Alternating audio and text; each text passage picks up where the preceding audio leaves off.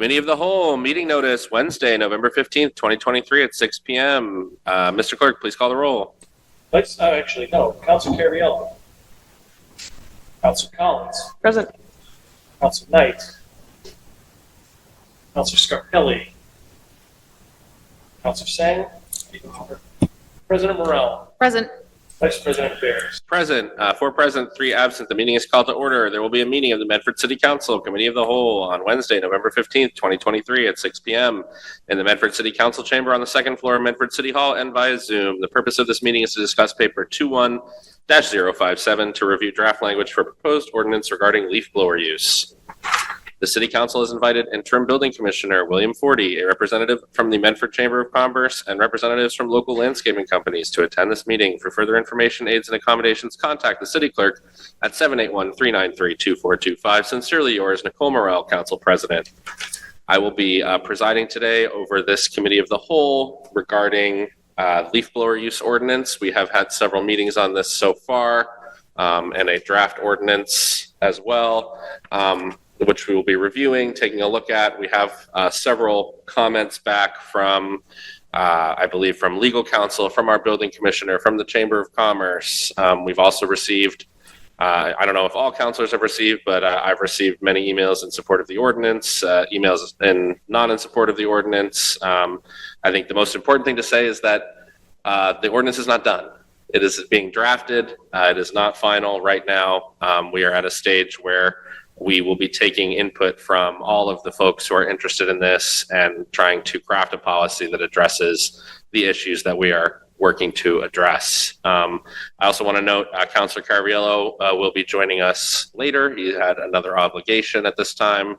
Counselor Scarpelli as well. So we will likely be joined by our fellow counselors as this meeting progresses. At this point, I'd like to turn this over to President Morrell, who is the initiator of this ordinance, to share some more context.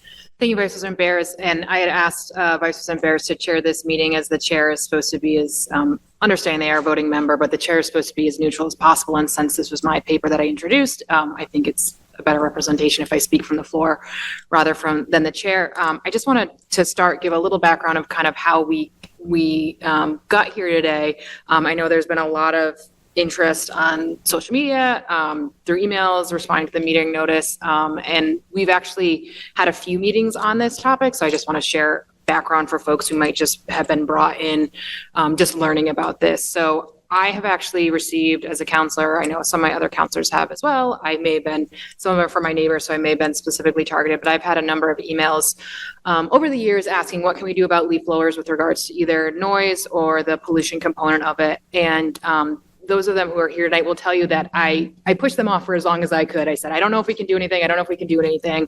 And then I finally submitted a resolution in 2021, actually at the beginning of the year, just saying, let's have a subcommittee meeting, explore the level of interest as far as what folks might want to see and stuff like that, and just get the conversation going. So after 2 of those meetings, we actually moved to go to the committee of the whole, because I think, as we all know, if we're here tonight, there's strong feelings on both sides of the issue. And I think it was more representative to have the larger body be able to debate that. And in the process, we had requested from legal counsel just a draft ordinance that would provide regulations around leaf blower use in the city. That's the gist of that's really what we asked for. This is a common practice, is to ask legal counsel, we have this thing we're trying to do. Can you draft us some language? In the past, when it's been our city solicitor, what we've gotten back, or the process for drafting that, has been a little more collaborative back and forth. And what we get back is a little bit more reflective of the specific community that we're in.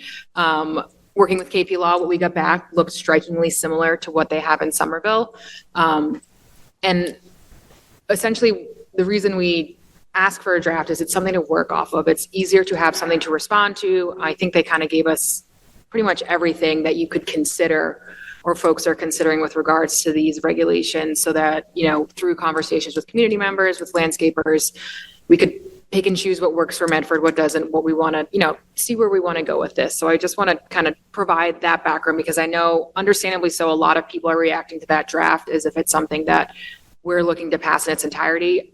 I'm not looking to pass that. I think based on feedback on both sides, but I think based on feedback, there's obviously more conversation to be had. And the reason that that draft exists in its form still is when we heard it at our last committee of the whole on this topic, which was over a year ago, we had some debate and Councilor Scarpelli said we really need to have the landscapers here before we do anything, before we go any farther. So we left that in the state that it's in. We invited the landscapers that we have contact information for through the city, and that's the meeting I think we're hoping to have tonight. I have a number of, I think, adjustments I'd like to consider to the draft language that I think would be a compromise on a lot of sides of the issue. I think, number one, this is largely in line, or making sure that this is in line with our noise ordinance. I don't think it's anything outside the realm to just be more explicit that these types of machines are under the same grounds as our noise ordinance. I think there is some good stuff in the ordinance as far as having commercial operators and owners of large property just simply submit a plan for what they do to mitigate the noise, if anything, inventory of their blowers, and then operators plan for educating their users and providing PPE, which, as I understand, a lot of, not all, but a lot of landscaping companies are already doing a lot of these things as far as making sure of course, that their employees are trained, that they're providing PPE should they, if their employees want to use it. And then I think some basic language, of course, as far as, making sure that, I think where some of the frustration comes from with leaf blower use is folks, we can get into the noise, but folks are bothered by the noise. They look out their window and a user is like chasing down some like dirt in a driveway. And I think stuff like that is where people start to say, I get it for leaves, I get it for cleaning up, but it seems like it's becoming the tool for everything. And when it's the tool for everything, it's just making sure that,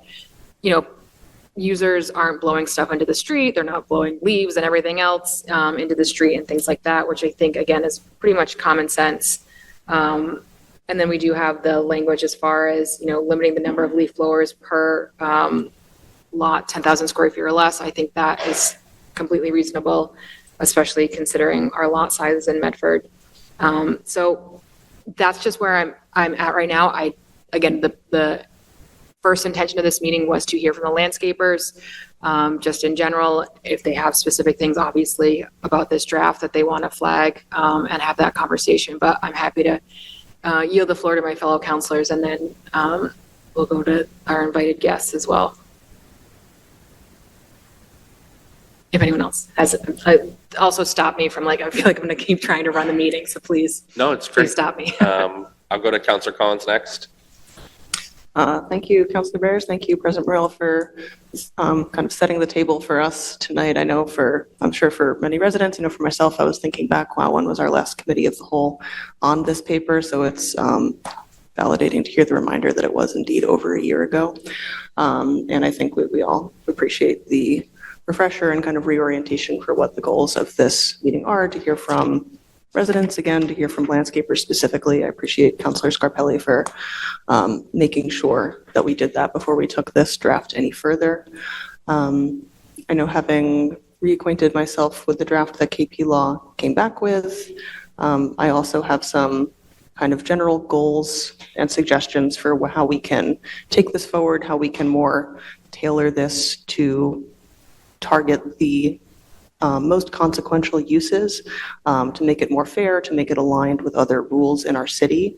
I think that, the preamble of the ordinance is clear that this is about noise pollution, this is about environmental pollution, this is about, just kind of sensible regulations for a tool that is useful, but it's also powerful and it's impactful on neighbors in various ways.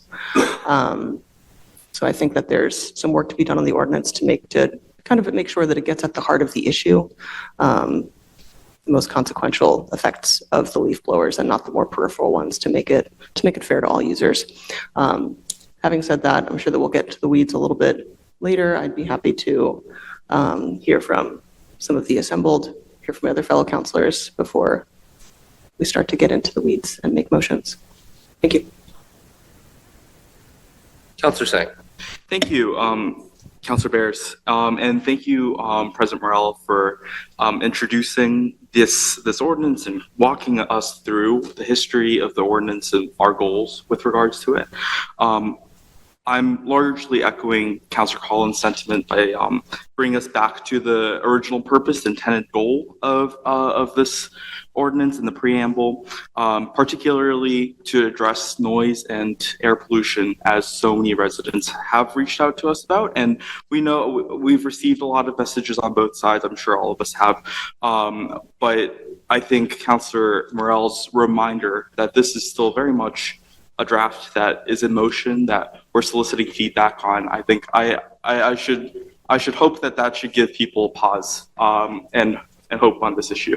We're very much working through it, as we've all said. I think as a community, our goals are similar. We have set forward community goals with our climate plans, with our comprehensive plans.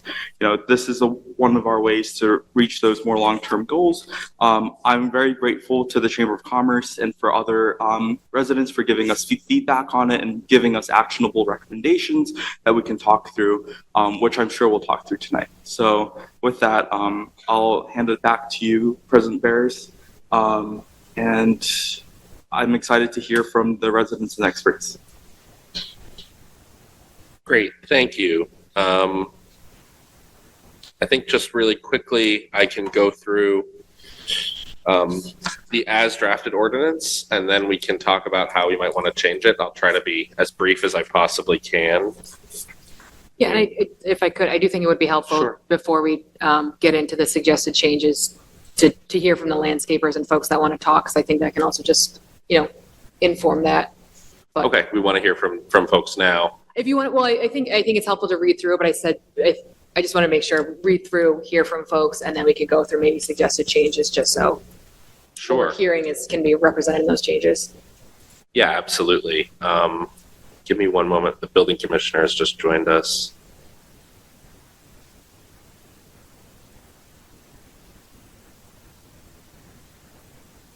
And I should add, I think we reference a lot of folks we've talked to. We also, the earliest version of this was reviewed by DPW as well. So just having that folded in. Give me one moment here. Great. Thank you, Mr. Clerk. Just going to try to share screen.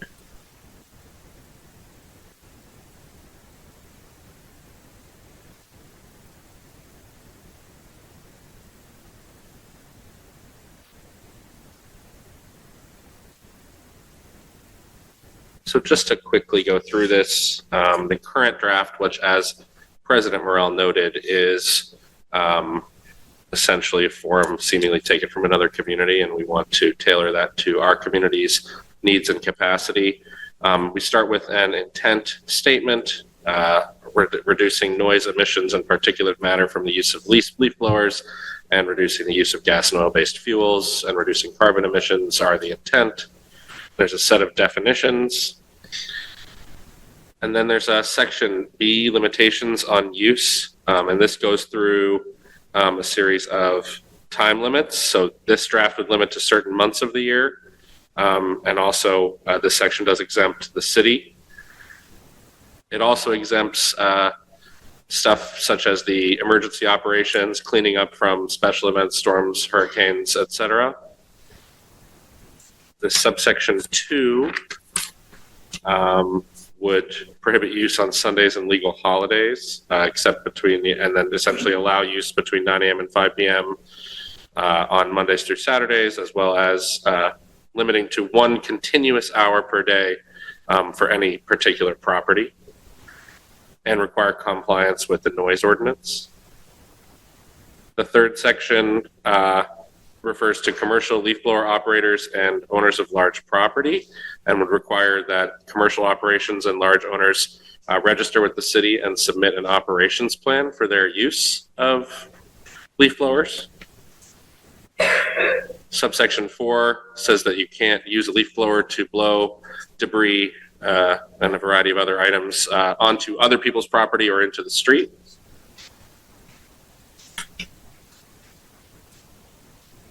Then we have a section regarding emission standards and decibel levels. The use of only 1 leaf blower at a time can be used on parcels smaller than 10,000 square feet. that none of these limitations apply to de minimis use by individuals on the properties that they reside.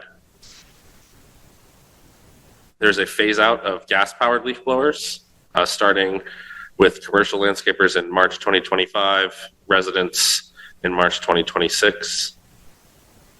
And wheeled leaf blowers powered by 4-stroke engines on properties larger than 1 acre are not subject to the prohibitions in this subsection. And then there's a variety of legal language around enforcement, regulations, severability, and the effective date of the ordinance. So that's just a short summary of where we are now. I would like to hear from everyone. Personally, as the chair, I think it might be useful to hear where the council already may disagree with this and have a couple, maybe a top level of changes, then we can hear from everyone what they think. But I think it might be clarifying to everyone present and everyone who's interested how much of this there's already an intent to change. So I would defer to my fellow councilors, whoever has suggestions about proposed amendments. We could also go to Commissioner Forty, who did provide a comment letter, if we want to hear from him before we go to councilors. Did we get a new comment letter, or this is the previous one? It's not, I don't have a dated copy. This is regarding the permit, $100 permit for administrative costs, Okay. the sound decibel levels. Yeah, if we want to go to Commissioner Forty, just because this, Right. we're on borrowed time with him always. Interim Building Commissioner Forty, I'm going to go to you on Zoom. We'll recognize you if you just want to quickly summarize the comment letter that you provided to us regarding the draft we're looking at.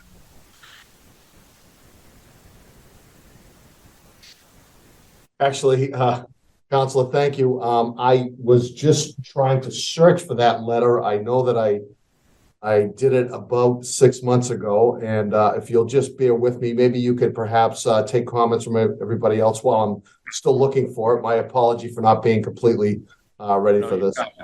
You got it. I understand. I'll go to President Morrell. Sure, I can start with, I think I have a few ideas. I know Councilor Collins has a few ideas as well, so I can also, happy to not just take over everything. But I think one thing, one concern that was raised, I talked to a few members of the Chamber of Commerce, and I think we heard this concern the last time we talked, was just exempting the city properties. And I think people said that doesn't seem fair, which I think that is a fair comment, that doesn't seem fair. It's not. I do think we could amend this, that we strike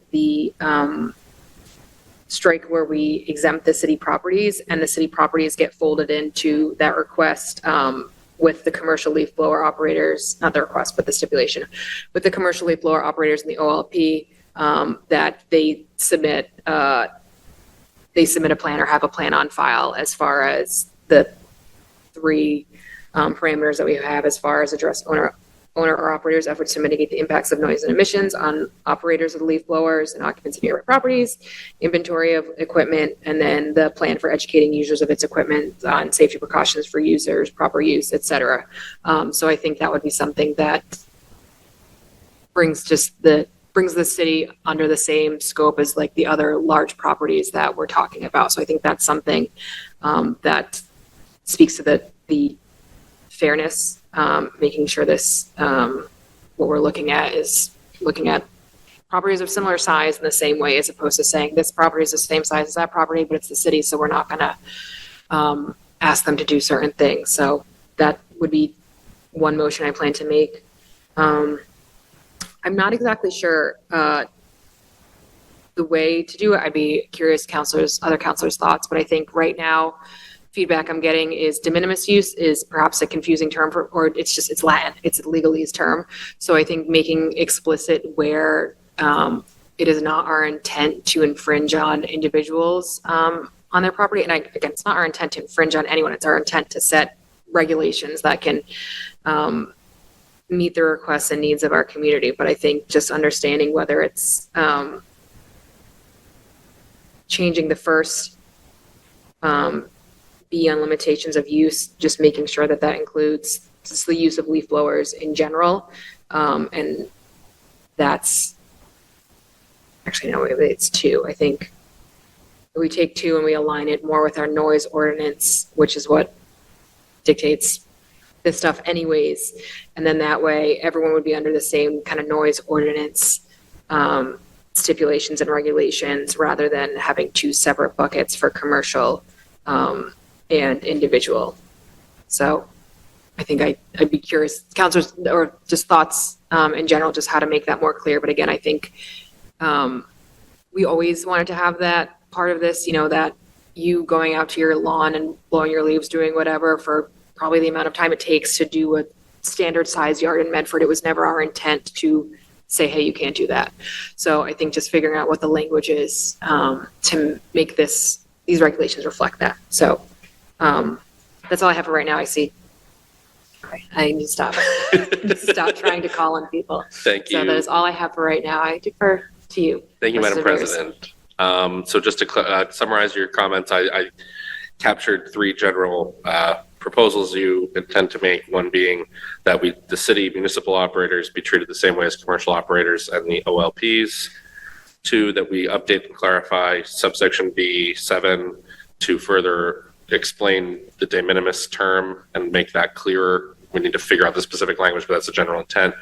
And then three was to update B2 to align with the hours of the noise ordinance. Yeah, and I don't know if updating B2 like eliminates the need for 7. I mean, maybe it's just helpful to be, you know, I know it's helpful. It's helpful just to be as explicit as we can in what, just so folks know what we're looking to do. Got it. Again, based on feedback. Let's see if Commissioner Forty, I see a hand up, so I'm going to go to the commissioner, and then I'll go to you, Councilor Collins. Thank you, Mr. President. So, looking at the comments that I made, and these were dated back in, it looks like it was, I don't have a date on here. I'm not sure why I don't, but I can see when it was created. In any case, I know that we picked this up from last year.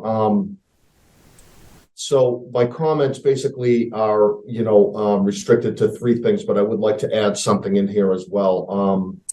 The provision should contain a permit fee. I know that was mentioned by Councilor Morell. In addition to that,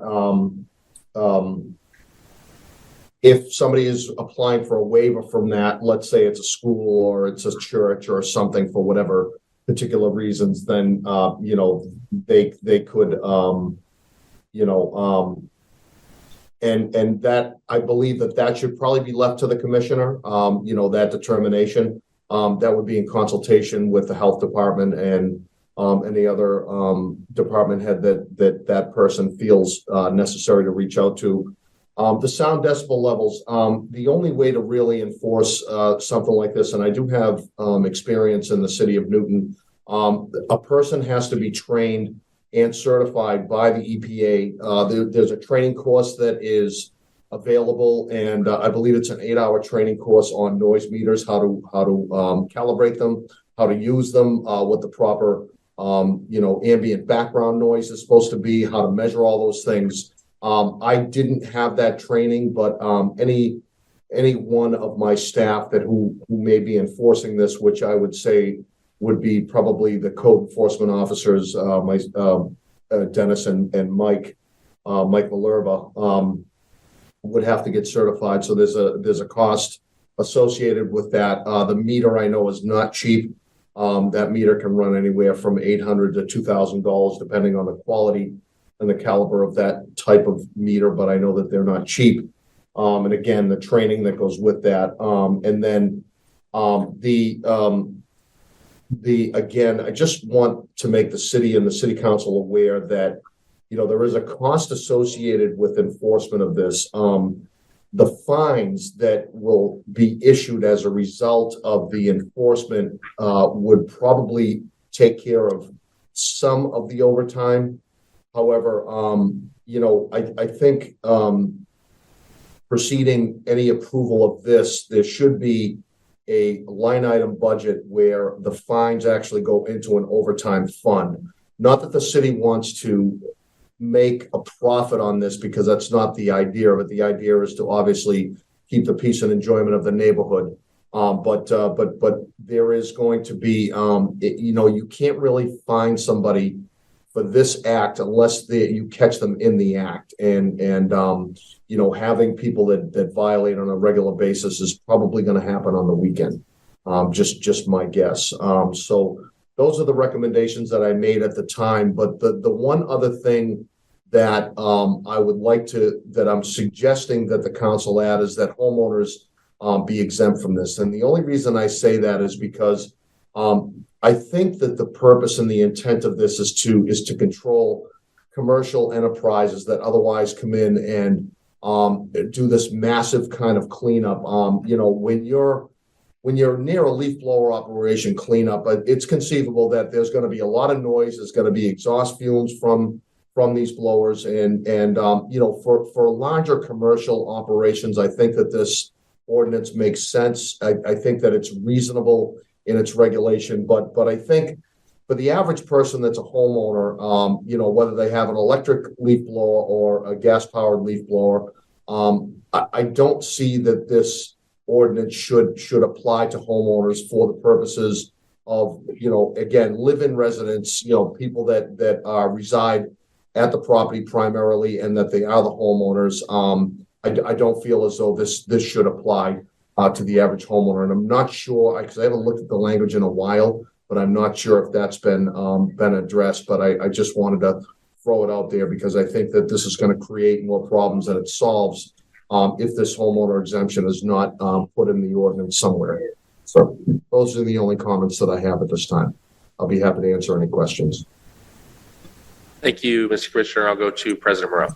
Thank you, President Barris. Thank you, Commissioner Fortis. So if we were to adjust this language to that it just, the regulations on use are related to the existing noise ordinance, do you think that would then result in the need for overtime to enforce? Or that's something that's already on the books. So again, conceivably people are following this already, but making sure it's explicit that regulations around leaf blower use fall under the existing noise ordinance. I'm sorry, I didn't mean to interrupt. No, go ahead. I was under the impression that the decibel levels are set separately for this type of activity, which I believe are the decibel level is 6.5 decibels, 0.65. Is that correct? I don't believe we actually, I guess the noise ordinance, related specifically to the time. So the time bound, so like between 7 and 6, we actually don't have in our noise ordinance specific decibels, or the section I'm referring to Right. refers to the use of machinery. It doesn't list specific decibels. And I share your concern there as far as I'm not sure how we would be able to capture that in a way that would make any difference other than Sure. So my thing is that in cases where you have a large crew coming up, and I'm just picturing what a large landscape crew looks like. Okay, there are 5 or 6 leaf blowers. Okay, they are going to create a decibel level over 100. Okay, there's no question. The average decibel of a handheld Echo leaf blower is, by federal standards, 0.65 decibels. That's at the highest throttle level, and that would be basically the most noise that you would get out of a gas leaf blower. This bans gas leaf blowers. Am I correct? I don't believe that was the intent of this stipulation. There is language later about a phase out. So again, I'm just asking specifically as far as like the time. So irrespective of the 65 decibel, because I think I've raised from the beginning, I think, much to the chagrin of some of my neighbors, I'm not sure that's something that we can enforce. So I think that's something I'd be willing to motion to strike out, simply because I don't know how we're going to enforce it. Sure. So just as far as if the bounds we put on this is you can use a leaf blower in accordance with the noise ordinance, as far as the time, it's between 7 and 6. This is when you can use machinery. Right.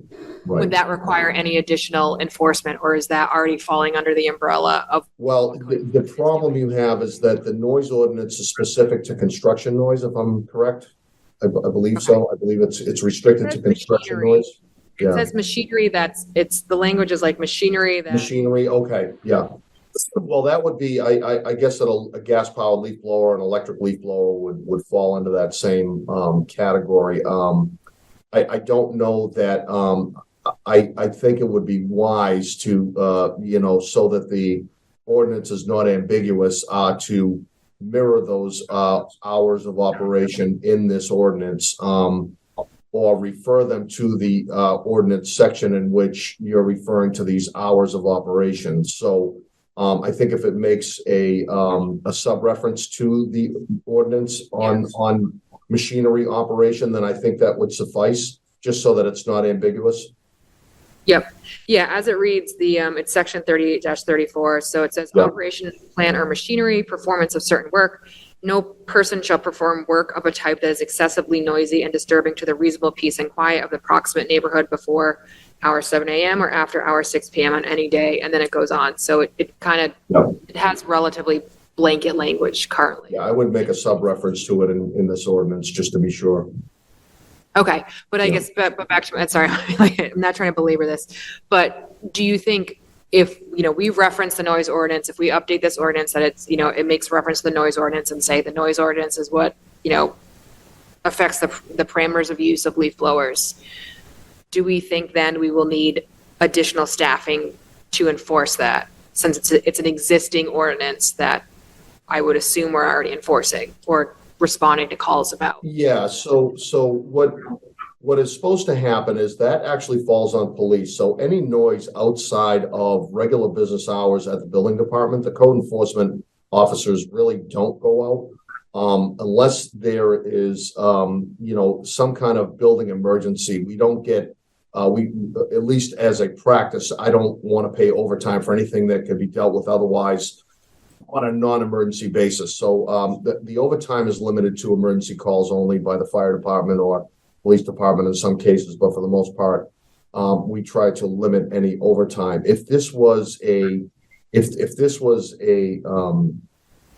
Saturday, situation where someone was operating leaf blowers without the proper permits, beyond outside of the scope of regular hours, then that might be something that the department can look at as maybe possibly an extra enforcement over the weekend. But to get to the answer, the crux of the answer you're looking for is I can see this being independent from the regular city ordinances. I think it would have to be a little bit more clear on the exact and specific hours of operation for leaf blowers.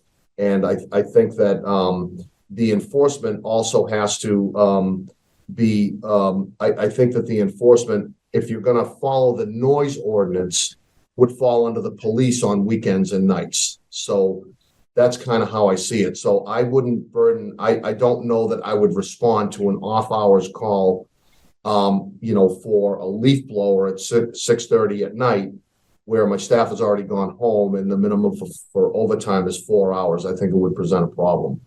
So again, we would enforce it during regular business hours, and there's really no way to fine somebody after the fact if you don't catch them in the act of actually doing it. Right. Okay.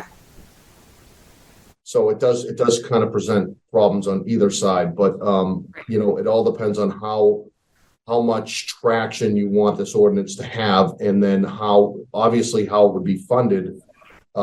Would be through overtime, but that would be enforcement after hours, and it would have to be a special revenue fund, that when fines are issued, that they go out. So if I have a code enforcement inspection now, if someone's working on a Saturday without a permit, it's an automatic $500 fine. So if there's no permit, I'll send an inspector out there, but they're going to pay a $500 fine.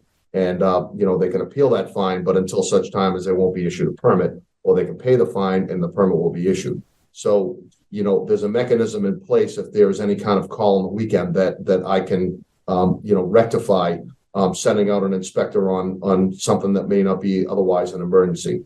So this is kind of a non-emergency thing. The council would have to decide what kind of priorities they would want to set with this and to what extent they'd want to enforce this. So, I'm open for suggestions, but I think that the ordinance by itself should have its own hour set and its own enforcement agencies listed. So if it was a police matter after hours, that should be enumerated in there, as well as during regular business hours, that the building commissioner obviously will follow up on complaints and give notices of violation to companies that are otherwise recognized. But, to enforce this, boots on the ground on the weekend is going to be costly, and, we would have to make sure that there's a funding source in place for it. So. Okay, thank you. Yeah, that's helpful. And I know I, for one, counselor, is not my intention to make this a police matter. So I think just mulling on that. Thank you. Thank you, Commissioner. Thank you, Madam President. Just to summarize a little bit more of the discussion so far, there's a suggestion for a permit fee to be included from the commissioner. And the commissioner would be determining any exemptions or waivers.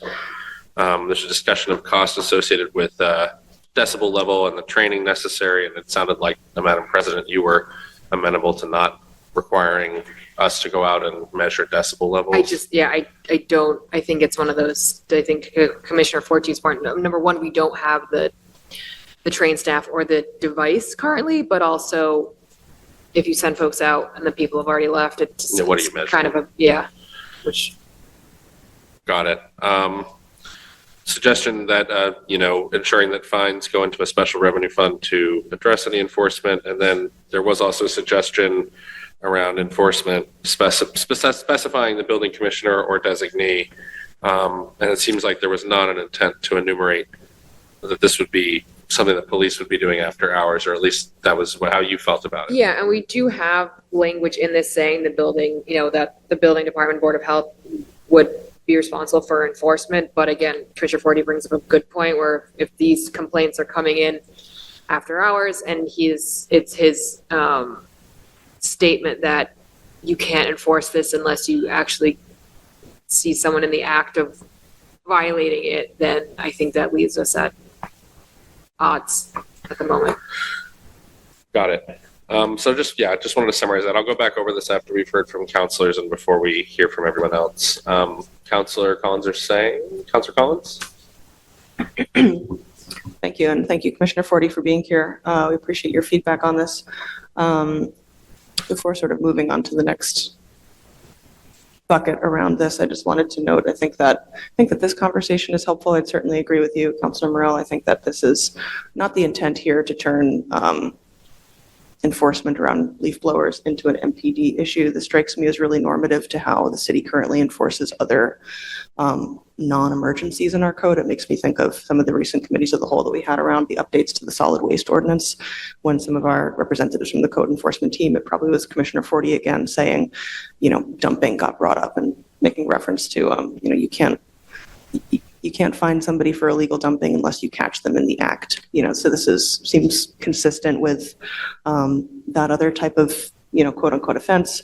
And I think that having sort of a non-emergency recourse, like if there is a complaint, if it's flagged for follow-up so that we can ensure that proper permitting is going on, that seems reasonable to me. So just kind of to loop back to some of the earlier comments you made, President Morell, I think you've already hit on a few of my priorities to discuss in this meeting. I'm glad you brought up kind of removing the exemption for the city. I think when I said earlier about trying to target this ordinance on the issues of most consequence, if we're talking about noise pollution and environmental pollution, then we're talking about where are these scenarios when the most leaf blowers, specifically gas leaf blowers, are going to be used by the most people by the most number of times. And to me, whether that's a private property or public property, it doesn't matter. So we shouldn't exempt the city. I'd be happy to support a later motion to remove that exemption. I'm glad that we're aligning the time restrictions and allowances with other related activities that are governed under the noise ordinance. I think that'll make it less confusing for anybody that might be affected by the ordinance. On that, I think we've already discussed linking the hours of the day to the hours laid out in the noise ordinance. Sorry, I'm just looking at my notes here.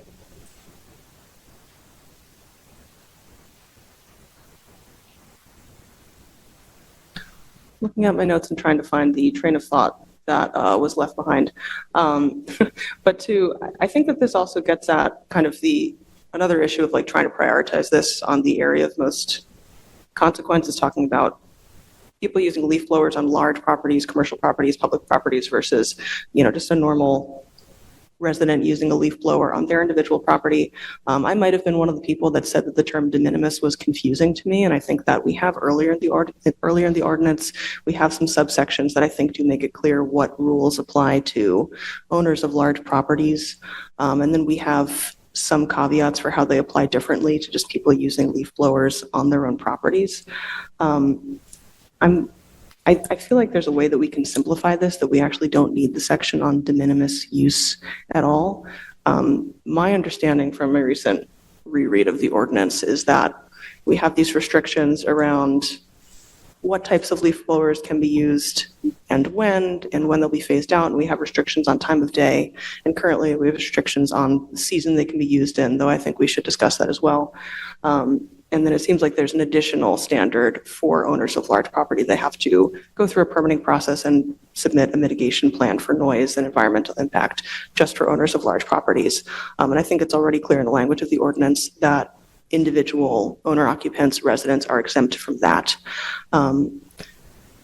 So I'm not sure what purpose the de minimis is serving at all, actually, if residents are already subject to the same standards for you can't use it super in the morning, you can't use them super late at night, you can't violate the NORS ordinance, but residents don't have to go through this permitting and mitigation plan. I just think that if this is an area where we can remove that and just make it more clear what's targeting residents and what's additional for owners of large properties, I'd be curious to hear if there's an argument for leaving that in.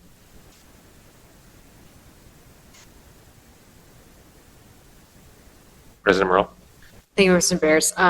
Back to Commissioner Forty. So looking at, we have I don't know how much people use this at all. We actually have a barking or disturbing dogs set of our ordinances where the language is no person owning a dog, keeping a dog, blah, blah, blah. Where such noise, barking of a dog, is plainly audible at neighboring residents from the building, premises, vehicle, or conveyance housing said dog, or such noise is continuous in excess of 10 minutes. That such noise is plainly audible at said distance or continuous in excess of 10 minutes shall be prima facie evidence of a violation. Maybe you never get calls about this, but I mean, this is just something that by the time someone goes out there, the dog may no longer be barking, or I'm just curious, do you get calls or people reach out about this and just how it's handled that can inform anything here? Yeah, so we only respond to construction noise. That would be the extent of our enforcement under the noise ordinance. We don't feel it's appropriate, or we just haven't, historically enforced any kind of noise like parties at night, or we might handle maybe a truck idling kind of thing if there's like a business that's that's running trucks late at night, or excessive noise related to a building project. Other than that, we really are not the enforcing agent for the noise in the city. I believe that the police are the enforcing agents for the city. Okay. Yeah. Okay, thank you. That addresses that. Just one more thing I wanted to add about the exemption for homeowners. I believe that what I'm saying they would be exempt from is the registration of using a leaf blower. So again, this would only apply to commercial, landscape companies that come in and clean out, by contract on anything other than a residential property, on a regular basis. So that's specific to the registration, the $100 permit fee and all that. The registration is specific to commercial landscapers, and the only exemption that a homeowner would get is that they wouldn't have to register as a commercial landscaper, obviously, but they would still be subject to the same rules and regulations, especially when it comes to hours of operation of a leaf blower. So that might need some clarity as well. So, Thank you. Thank you. Councilor Collins.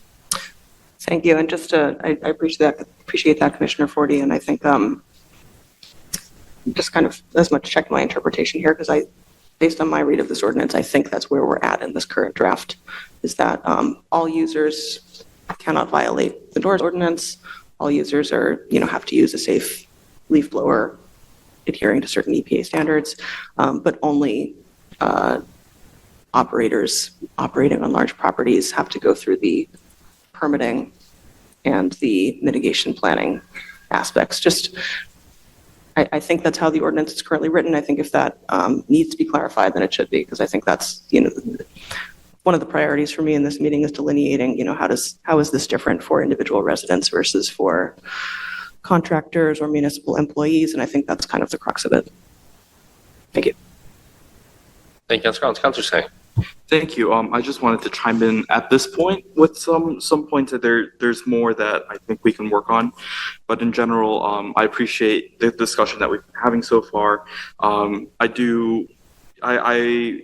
would be in favor of removing the exemptions for the city-owned properties. I think it's important that we set an example as a city if we expect people to follow this ordinance. I think aligning the regulations in this ordinance with the noise ordinance makes a lot of sense. I think in general, it'll be easier to enforce things if they're in line with existing ordinances. In reading the text of the ordinance itself, I do think that the de minimis point in subsection 7 does address a lot of the concerns that I've been hearing from residents, but I do agree with Councilor Collins that we could make it clearer and put it into subsections 1 and 2. If that makes more sense for residents who are reading through the text of this ordinance, but that is, I think, a legal question. So I'll leave that to the lawyers. I very much support basically separating this from individuals. I think in the sense that our target are these, as I think all of us have kind of enumerated, just listed out today. Our target is really these huge properties, municipal properties that where there's so much pollution and so much noise being created. We don't want to. I think we all agree with the reasonable regulation of this, and we just have to find a way to put that in the text. But I think, Councilor Morell, you might know more, but looking at section B, subsections 1 and 2 might make sense. But I'd be interested to hear if you have anything. Mrs. Bears, if I could. Thank you. Could I just actually really quickly, Councilor Collins, did you have any specific additional amendments beyond the ones that were listed? I just want to make sure I have captured them in the list that I'm keeping. What do you have for me so far? I have that you agreed with a bunch of other ones that had already been proposed. Was there anything new? Great. I I have already this. have removing the exemption on. I can read my list really quickly. I have the municipal, not exempting municipal, updating and clarifying de minimis use, updating to align with the noise ordinance hours. And then we had also from the building commissioner, making sure a permit fee is included, removing the decibel level measurement, and just clarifying the enforcement authority. Was there anything else? Well, I have a couple others that I haven't brought up yet. Oh, okay. You haven't brought them up yet. Okay. Which I can do now or later. All right. I'll go to President Moore. Thank you, President Bears. I just wanted to note to Councilor Singh's point, it may be worth including the de minimis as well, because I think in the stuff may fall, I think, when it's daylight hours are extended, folks may have, I just want to use my leaf blower, do this really quick or whatever, get this done. I have extra daylight hours. So making sure like that is exempt if someone's just cleaning up their yard, they need to go past the regular noise ordinance time. Maybe that's excessive, but I don't know. I could see that being an instance where including both, just having the regulations, but also saying de minimis use, for whatever cases is exempt.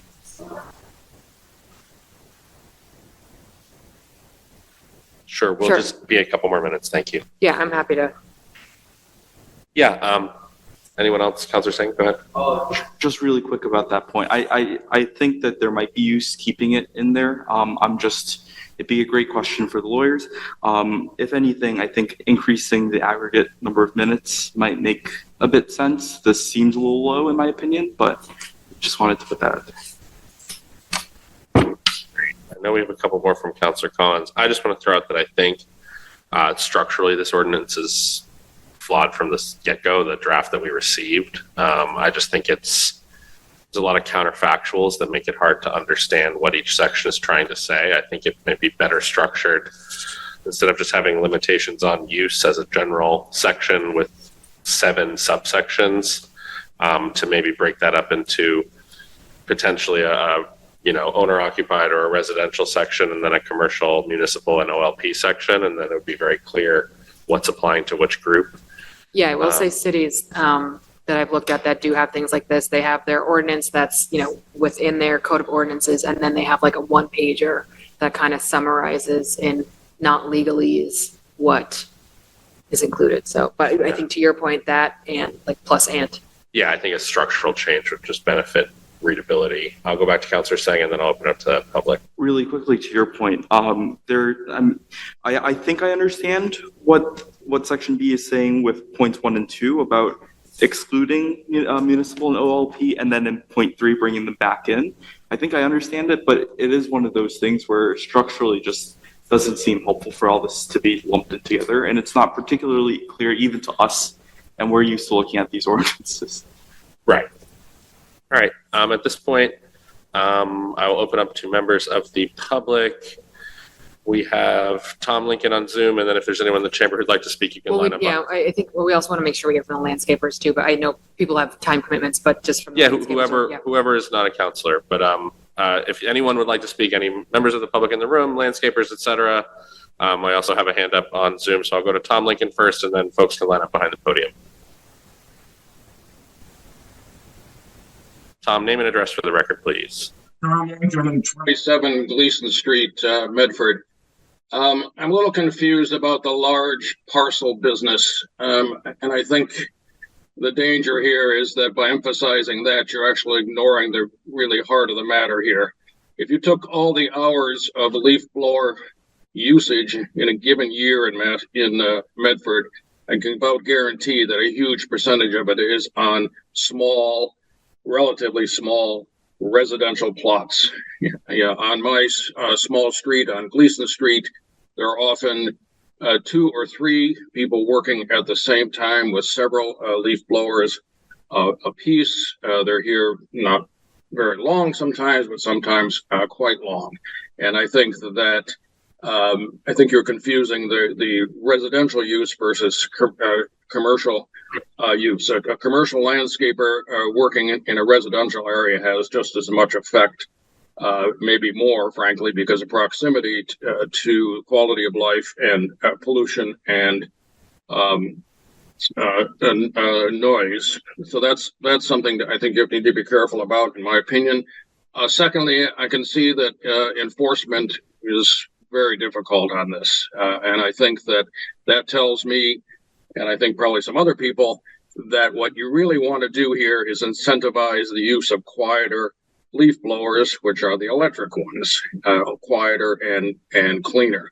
I don't know what other cities have done. There's this kind of ordinances spreading across Massachusetts to some extent, but in order to incentivize people to use electric leaf blowers, the fact is the people on the ground are typically not making the decision about what equipment they use, unless they happen to also be the owners of companies. And there's a wide range of companies doing this work, at least from my observation.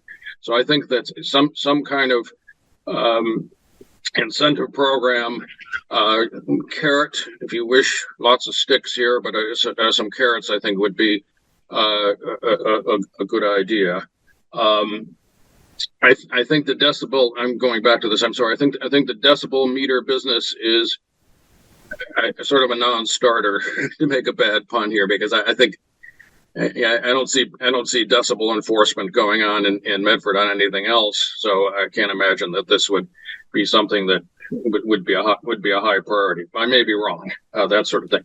The last thing, which is a smaller issue, but just an observation as a resident, there are leaf blowers, and then there are large machines that vacuum up leaves, particularly towards the end of the season, and those sometimes sound like a cacophony of leaf blowers all sitting inside a big wooden box on a truck. And I don't know if that's already covered on the building inspector, construction ordinance, but it's another piece of this. So that's just comments that I have here. I think I'm not an expert on drafting by any means, but I think the comments about the structure of the ordinance are also probably quite apropos. Thanks. Thank you, Tom. Anyone in the audience would like to speak? Feel free, yes. You need to press the button on the microphone, and I'll need your name and address for the record, please. You're good. Yep. Okay, You don't I'm have to, on? You're on. Okay. All right. Catherine Merritt, 50 Ridgeway Road, Medford, up in North Medford. So I'm a home gardener. I do my own landscaping and so on. And so I do it anytime I want to. So could be 9 to 5, could be 8 o'clock in the morning, could be 6 at night. I trim the bushes when they need to be trimmed.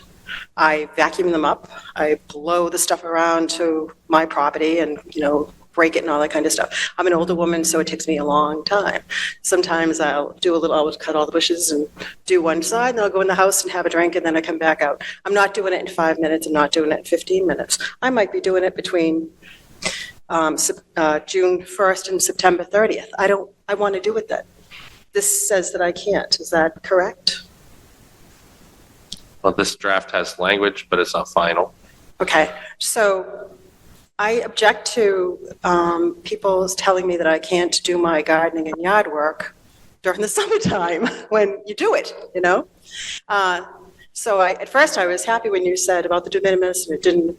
De minimis, yeah. And then I realized when you were talking that it was the permit, that was the thing that I would be exempt from. So as a homeowner, It's both. It would be both. De minimis use would be for homeowners. all right, so am I allowed, and I have an electric one because I can't use the gas one, it's just too much for me, to go out and trim the bushes and use my blower vac during the summertime? I think I mean, we haven't voted on anything. So yeah, 100%. I don't think that I personally, I would like to introduce a motion where that electric is exempt from any of the regulations. I think that to the previous, to Tom's point, I think that's an incentive point. But I think this is absolutely what is helpful for us to hear. Okay. So I think this is all up for grabs. This is all up for debate. So you are, yes, that is what it says right now, and that's what you're reading. Is that what we're trying to pass? For me, no. Okay.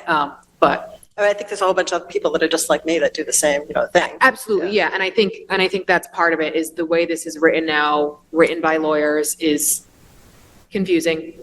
So number one, make it not confusing, but number two, hear from people and make sure that, we're not limiting people from doing their gardening, doing things. Okay, I mean, and I also believe that we're a different city, that when we compare ourselves to Somerville, we're a totally different city than Somerville. We have, larger lots and, houses are a little bit farther apart, et cetera, so.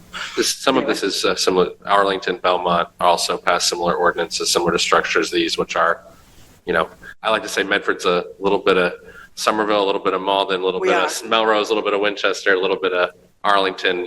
Different parts of the city have different flavors, but But when I read some of this stuff, I think, are we going to be like Footloose? We're like Elmore City down in Oklahoma where they don't allow dancing anymore, we got to be careful about what we're stomping on here. Yeah, but this does say, and I think this is where we need to clarify, because even Mr. Lincoln, who just brought up, this specifically says the limitations set forth in two of the subsections. So those are the ones that we were talking about around the hours and days, will not apply to de minimis use of a leaf blower by an individual on the property at which they reside. Okay, so it's not just permits. It's my Right. general, okay. So, All right. and the question there is kind of what does de minimis mean? That's what we're trying to figure out. Yeah, so but- skip de minimis and just say exactly what it is, which Well- the homeowner is allowed to do this, during Yeah, these months, during these hours. And electric is okay, because that seems to not hit the decibel point that you don't want to have doing the noise. yeah. I think there's a bunch of linguistic clarification and structural clarification that needs to happen in this ordinance to make it clear exactly what applies to who and what everything means. Great, all right, thank you, that's what I needed. Thank you. Thank you. I'm going to go to Chris Bennett on Zoom, and then I will come to the in-person next. So Chris Bennett on Zoom. You should be unmuted. Hi. I'm Chris Bennett. I'm on Martin Street in Medford. And I appreciate that you're talking about making it that homeowners are not they'll be more exempt from this. But the one thing I wanted to bring up is we're considered Tree City, USA. I have like 6 trees in my backyard. I purposely kept the trees because I feel like it takes care of pollution on its own. We do our own composting. We do as much as we can without having to worry about all that stuff. But I'm also older, and I have a pretty large, I'm on a lot and a half, and I have to do a lot of leaves. I probably end up with, even with my mulching and all the stuff that I do, there's like 30 bags. I'm not going to do that without a leaf blower. And I understand everybody's concern with gas powered. I would say 99% of the homeowners don't have gas powered blowers. It's usually the commercial trucks that have all of those. So I just wanted to, again, agree with what everybody was saying, that if it's a homeowner thing, it's like we should be exempt. It doesn't make any sense not to be. That's my 2 cents. That's it. Thank you, Chris. Name and address for the record, please, and it's on. So it's Doreen O'Hare, 325 Malden Street in Medford. Also resident in Medford, and I am also concerned with, as a resident, we have limited hours after work to try and get things done. And the restrictions, I think, definitely need to be clear and fair. We don't want property values going down because people can't tend to their yards. I know you're moving it to commercial, but we also have to keep in mind, landscapers can choose not to do business in Medford if we make it challenging for them. So something to just consider from a business perspective too, is it worth them, depending on how many clients they have, to pull this paperwork and the permit to do this? Also, right now we're talking about leaf blowers being electric. I mean, down the road, I'm sure we're going to talk about, lawn mowers and, other appliances that we use. And I just really, with the economy the way it is, I just don't think this is good timing for any of this. Thank you for your comment. Anyone else in the chamber would like to comment? Or anyone on Zoom? Name and address for the record, please. Patrick Kears, 178 Woburn Street. Medford residents for over 50 years now.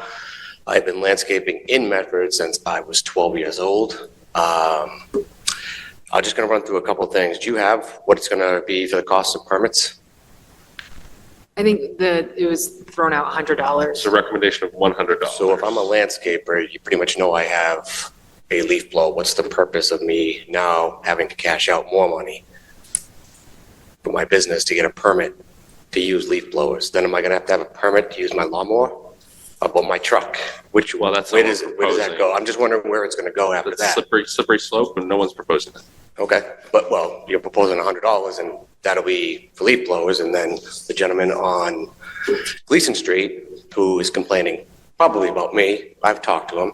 I mean, this time of year, I circulate Medford every 12 to 14 days. I'm on his street for 15 minutes every 12 to 14 days.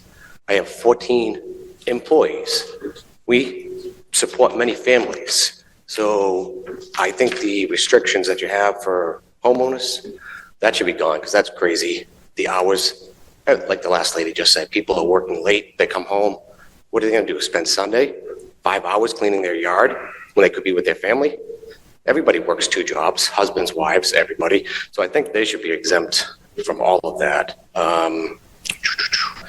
when you say multiple blowers, so if I come to your property and I'm only allowed to use, one blower? Is that what you're proposing if I'm on a property of less than 10,000 square feet?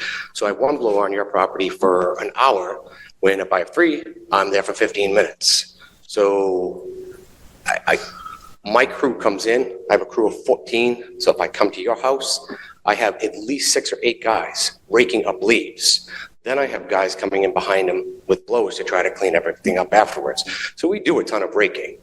Now, the leaf sucker that I have, yes, it's loud. We try to keep it as low as possible when we're running it and running it when we suck up the leaves.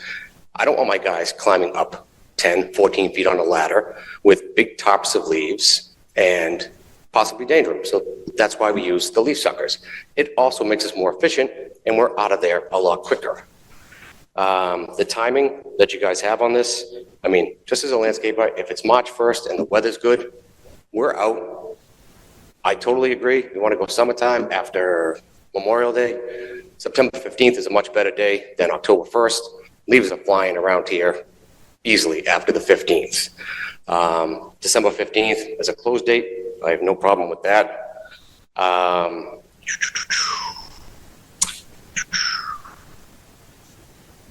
Just your hours of operation. I mean, you're trying to go at 9 a.m. in the morning? I think we've been talking a lot about just going with the noise ordinance, which is 7 a.m. to 6. Okay. I'm just wondering because, I mean, the other morning I was woken up with a truck outside my house at 5:30 in the morning delivering curbing. I mean, so They there's should other not be people. doing that either. Well, they are, so I'm just saying this, and the city, if you drive around with all the construction that we're having, those guys are working 6:20, 6:30 in the morning, and nobody's saying a word to them. So I don't know if they get some type of exemption for working on the roads at that time. I don't know. Are they not allowed to be working at 6:30 in the morning? I think it depends. It would generally know, if it was private use. I don't know if there's specific No, cases. I'm just If talking it's- about all the construction that we have going on in the city. I mean, if it's MassDOT or DCR, we don't have authority over that, so I don't know what streets. Okay. The phase out, like, you're talking about getting rid of all leaf blowers within 2 years? It would be as written, gas-powered leaf blowers by March 15th, 2025 for commercial landscapers and March 15th, 2026 for residents on their own property. Why are we waiting 2 years? I was gonna- Why don't you just vote this out and don't have us use them now? I mean, that's ridiculous trying to phase this out. The amount of trees that are in the city, the amount of cleaning that we actually do for the city, the amount of stuff that we clean up on city property. You know, you talk about people not blowing leaves out to the street. Every citizen in Medford, once they hear you're a leaf, you know, you set the dates for cleanup and the trucks are coming, people are piling the street with leaves. If you Yeah, get one snowstorm supposed to do that. before they get cleaned up, you have tons of leaves under snow throughout the whole city. So, I mean, we're still doing a fair amount of work and helping the city clean up as well. And there's a lot of landscapers out there. I mean, I proposed it in Winchester. There's certain areas that if it was possible to break them up into certain brackets and say, okay, I work in your area on a Monday, I work on your area on a Tuesday, you know, you can have all the noise there in one day and then the rest of the week, there's not. But then if you have a dividing area, maybe somebody's too close, there's blows going each day. So, I mean, again, I'm only in Medford every 12 to 14 days because we can't be there every week. So I'm just saying, these people that are complaining, they complain about me 15 minutes every 2 weeks. So that's why I'm saying some other landscapers, if they were able to work the same areas, they probably can't do that, but just an option.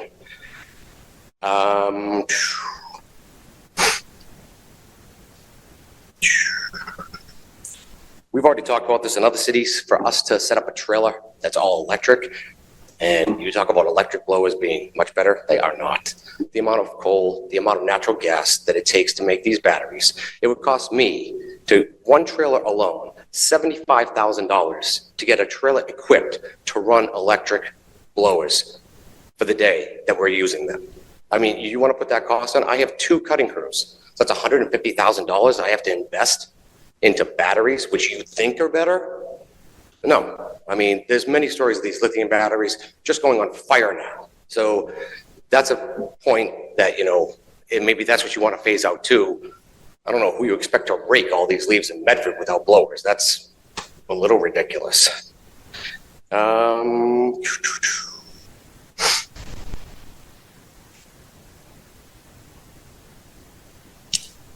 That's about it. I mean, I think your dates, if you want to do that, there's certain jobs during the summer that you need a larger blower for. So Can I, maybe that's about it. yeah, Yes. can I ask you a question? Of course. Do you work in places, do you operate in like Arlington and places where Nope. they're? Winchester. Okay. Do you operate in any towns that have leaf blower Lexington. ordinances? Lexington. Yep. How does that We have affect your gas blowers operation? during the summer. I'm sorry? We have battery blowers during the summer. Okay. Okay. So, but I mean, there's certain jobs, like we're trimming bushes during the summer. If I'm in Lexington, I'm using my gas blower. That little blower, and I mean, we rake up all the heavy stuff first, but we've got to clean stuff up. So, do we still use them sometimes? We have to, you know? I mean, homeowners, what am I going to do? Put the cost onto them now? You know, I try to be very reasonable to what we charge people. And so what, now I'm going to spend another, 10 guys, another hour and a half on somebody's property? Somebody that can't do it, somebody that does work 6 days a week, that wants to spend time with their family on a Sunday? There's just, you know, there's different things. This is Medford, been here a long time. I pay my property taxes just as everybody else in my family does. I mean, so it's been a long time family business, so I just don't want to get run out of Medford. I feel like that's what you're trying to do. And I think it's going to just snowball into other things if you're going to try and get rid of snow blowers. And then, is it my lawnmower next? Is it my leaf sucker that the gentleman's complaining about? How far is this going to go? And you talk about pollution, but the city keeps building more houses. They want more of this, so they're bringing more people into the city. We have 1 million apartments. So how many more cars do we have now out here with this pollution? You know, it's just going to snowball from one thing to the next. So I don't mind working with the city. I know some people don't care about my blowers. I know some people do. So you're hearing from the people that are complaining. You're not hearing from the people that We're here for don't both. care. We're here for both. I mean, yeah, there is, But yes, I'm of sure course, there's there are I'm plenty of sure people there's a that don't bigger care either audience way. that, Yeah. I'm sure there's a If I bigger could- audience that if you're I could- not hearing from if I that don't could- care about this. If I could, I just have one question. Sure, yeah. You spoke about the dates.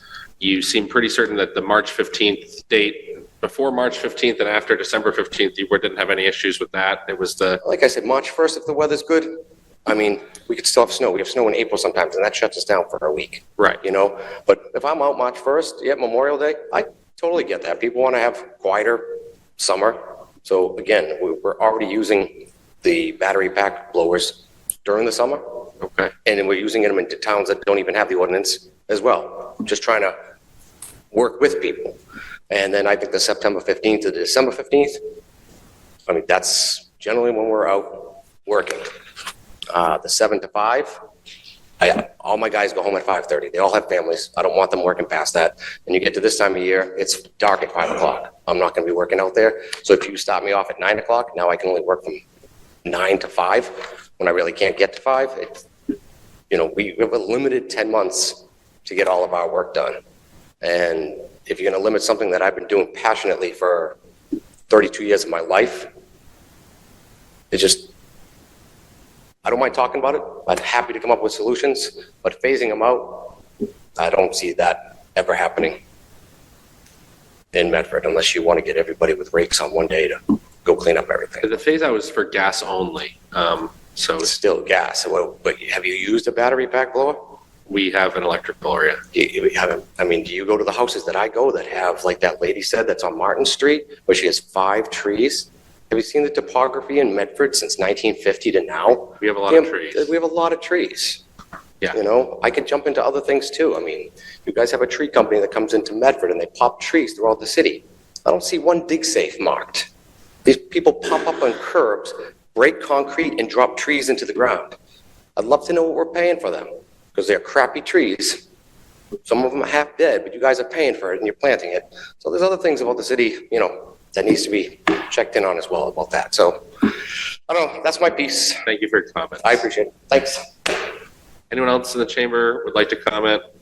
And actually, I have Eunice on Zoom, if you could just wait 1 second. Eunice, name and address for the record, please. Eunice Brown, Greenleaf Ave. Thank you very much. I just want to ask a quick question first before I say what I need to say so that I have some clarity. Is this only for gas blowers, or is it basically applying like the, not being able to use anything in the summer? Does that, what's the word I want? Apply to any sort of a blower? The rules that you have, does that apply to any sort of a blower or just gas blowers? As written, which it will likely be amended, the phase out is for gas blowers only. The definition of leaf blower for all the other requirements does include battery and electric. Okay, so, all right, now that we've got that out of the way, so what I'm getting at is I think there's a few different areas, and I think you've kind of touched on them, that definitely need some revisions here. Definitely the days of the week and the time, Monday through Saturday, 9 to 5, affects certainly both the homeowner and the commercial folks. I don't think that works for them at all. To not be able to use it on a Sunday for somebody that might work 6 days a week, now they can't get out there and tend to their property. The season, March 15th to May 31st, and then 1st of October to the middle of December. So then you can't use a blower at all during the summer. What if you're having a 4th of July party or a graduation party or something like that? You can't go out and tidy up your yard. The length of time, the way I understand it, and I guess I don't really understand this de minimis piece, was that saying that you can only go out and use your blower for maximum 5 minutes a day? Because if that's the case, that's ludicrous for almost anything. And then my last point, and I had this conversation on line earlier with President Morel about how many landscapers were notified about this meeting. I know back one of your meetings, I don't know, a year or so ago, it was agreed upon that you'd contact the landscapers. Obviously, Mr. Kearse came to the podium a moment ago. I believe my landscaper is either on Zoom or in person. I'm not sure which, but only because I told him about this. He had no idea. And he talked to a couple of his landscaping buddies and of other companies. They had no idea either. So I think you're missing an awful lot of businesses that do business in Medford. I mean, as I tried to explain to President Morel earlier today, when I needed a landscaper a year ago, I Googled landscapers in Medford, came up with, a couple of dozen businesses. I went on to some of the Medford groups. I asked for recommendations. I put in the search boxes, fall cleanup, spring cleanup, whatever. And it got, dozens upon dozens of names of companies that do business in Medford. How many of them were notified? I think we're missing out on an awful lot of people who do business in Medford that have no idea that this is on the table at the moment. So I think the outreach definitely needs to be better. Thank you. Thank you for your comments. Name and address for the record, please. It's on. Oops. Now you're going to hit it again. There you go. Thank you. Harry McGilvey, 4 Piedmont Road, Bedford. For starters, I would hate to see somebody like Pat Kearse, who is a real good guy and he runs a really good business. I would hate to see him go out of business because of government regulations. That's tragedy. I'd also be curious, in the spirit of transparency, because we all love that word, how many people are actually complaining about this? This is a city with about 70, 80,000 residents. How many residents actually have a problem with this? As a homeowner, I have all gas-powered equipment. I'm reluctant to buy lithium battery stuff because I have personal experience where I've seen the dangers of lithium batteries. In the last year or so, I've seen what lithium batteries can do. And I'd be leery to plug one into my garage, which is connected to my home. I don't trust the technology. I don't think they've mastered it yet. I haven't really had any experience with house fires or anything like that caused by gas-powered equipment. And I'm also curious as to how the city of Medford can say we can't use gas-powered equipment, or you're going to phase them out, when I can legally go to Home Depot or Lowe's and buy one. I'm just curious as to how the city has that authority to phase something out. Like, what else are we going to phase out? Because my lawnmower and my snow blowers sound just as loud as my leaf blower, and I operate my snow blower much longer and at much later times than my leaf blower. And I don't hear my neighbors complaining when I'm going around the corner all the way up to Wyman Street, making a path on the sidewalk with my snow blower. So I urge the council that this with everything we have going on in this city, this is not something that I think this council should be dealing with right now. We talk about funding and budgets and everything else, and now we're talking about limiting leaf blower use in the city of Medford. Thank you. Thank you for your comments. Anyone else in the chambers or Mary, online? that's a good sweatshirt. That's it. You gotta watch out what they're teaching them there, though. That's where I came from. Oh, it's a good school for that. I'm Owen. Name and address for the record, please. Hi, Milva McDonald, 61 Monument Street. Thank you for bringing this ordinance forward. I personally don't like the noise, but I just want to focus on an issue that has been touched on, but I feel like it hasn't really been delved into, and that's the environmental impact of leaf blowers, which, I mean, we can talk about the slippery slope, but right now leaf blowers are on the table, and what we do know is that gas-powered leaf blowers are highly polluting. One statistic I just read said that 1 hour of leaf blower use is equivalent to driving 1,100 miles in a car. So I do think that gas-powered leaf blowers are in another class, and I would like to just see that brought out a little more.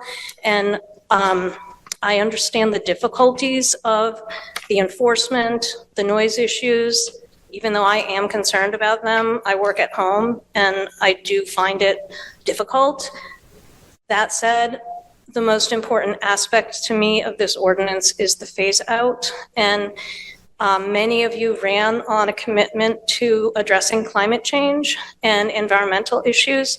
So I really urge you to follow through on that and follow through with the phase out of gas-powered leaf blowers. Thank you. Thank you. Going to Ellen on Zoom. Thank you, Zach. I just wanted to put in my 2 cents. Sorry, could I have your name and address for the record? I'm sorry, Ellen Epstein, 15 Grove Street, Medford. I have a problem with leaf blowers, and I'm old enough to remember the time before leaf blowers. And it seems like we're not even talking about that. To me, the biggest danger of leaf blowers is that they encourage a pristine landscaping aesthetic that is really detrimental to a healthy ecosystem. And I know that I know that leaf blowers are here to stay. I think it's really unfortunate, and I'm very much in favor of doing anything we can to regulate them. Thanks very much. Thank you, Ellen.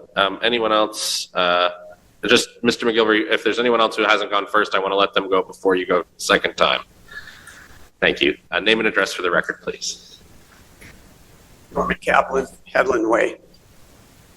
First of all, I would just like to say I listened to Pat Kears very carefully, and I have a lot of respect for Pat.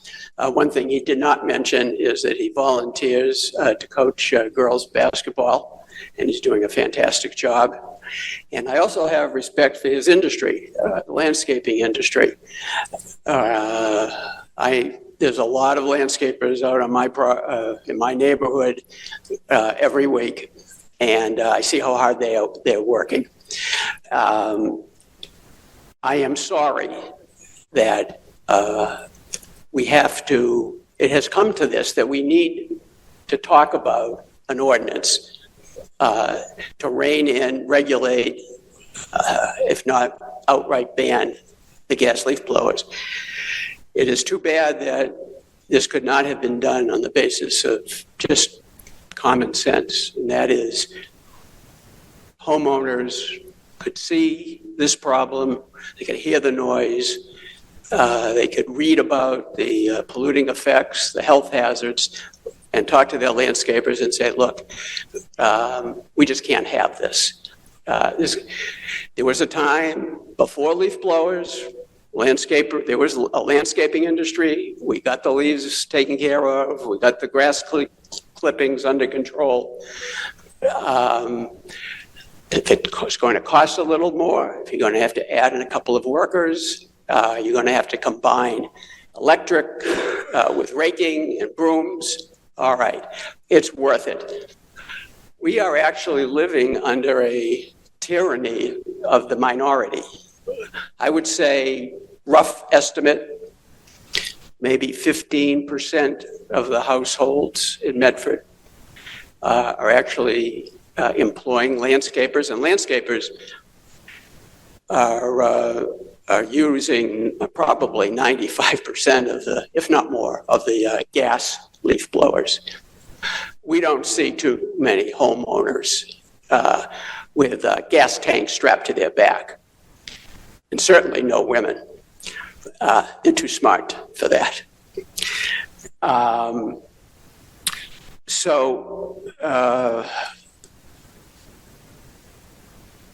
It's the time to end the use and misuse of these devices is long past due. And it's also time to end consideration of half measures. Virtually all of the leaf blowers that we see and hear through closed windows and doors and walls are of the backpack style. These are the machines that are favored exclusively or almost exclusively by the landscapers. The problem that has really not been addressed here, we've talked a lot about noise, and it's horrible to be sure, but there probably wouldn't be the same groundswell of momentum across the country for the elimination of these devices if it was only the noise. What we haven't heard is a lot is what is the real problem here, and that is the health hazards of these devices. These are crude, inefficient, two-stroke engines, and unlike the typical internal combustion engines, or four-stroke, something that would be in your motor vehicle, which has separate tanks for gasoline and oil. These two-stroke, which are very simple, they're very primitive, they're cheap, they combine the gasoline and the oil in the same tank. And as a result, about a third of that mixture, fossil fuel, that gasoline and oil, is emitted unburnt in the exhaust, along with a toxic brew of cancer, cardiovascular, and respiratory disease-causing chemicals, and harmful ultra-fine particulate. One of the major manufacturers of commercial-grade gasoline leaf blowers and all power tools is STIHL, S-T-I-H-L. Let me read directly from a warning in the current STIHL commercial grade gas leaf blower operator's manual. And I quote, "As soon as the engine is running, this product generates toxic exhaust fumes containing chemicals such as unburned hydrocarbons, including benzene, which is a known carcinogen, carbon monoxide, that are known to cause respiratory problems, cancer, birth defects, or other reproductive harm." The warning, which is prominently displayed in the owner's manual, goes on to highlight the emission of airborne contaminants of smaller particulate size. That's the exact words they're using. They're talking about the particulate matter 2.5 microns and lower. This is a smaller diameter than a human hair. And the problem with this ultrafine particulate is it cannot be filtered out through our bodies. It ends up deeply lodged in our lungs, and it is known to cause all kinds of health problems. The warning also goes on to highlight the emission of these smaller particles and actually warns the operators and bystanders to wear approved respirators. Now, these landscapers that are out there for 9.5 hours a day, from 7:30 in the morning to 4:30 at night, hours and hours of exposure, in very close proximity to these emissions. They're not wearing respirators. Very few of them are wearing eye protection, and also few are wearing even hearing protection. And from where they are, the decibel level, as our building commissioner said, is probably over 100 decibels. Just imagine, though, for a moment, if a team of landscapers was on your neighborhood with the leaf blowers going, and they all had on industrial grade respirators. Would you let your kids out to play? Would you take your baby out in the stroller for a walk with these devices going? This morning, I hear from landscapers, well, we're on and off in 5 minutes or 15 minutes. This morning they arrived, the horse trailer arrived on my street at 8:35 a.m. They left at 10:45 a.m. Now, they did handle a couple of different properties, but they were on for 2 hours and 15 minutes. And I can tell you that the majority of that time, I was listening to that horrible leaf blowing noise. And despite the fact that my windows were closed, doors were closed, and I had earplugs in, and the radio on, it was still, I could still hear it. But again, my main concern is the health hazards here. They are 15 times, according to MassPIRG, and for those of you that don't know what that is, that's a nonprofit advocacy group for the public interest. According to MassPIRG, a gas leaf blower is 15 times as polluting as a gas-powered automobile.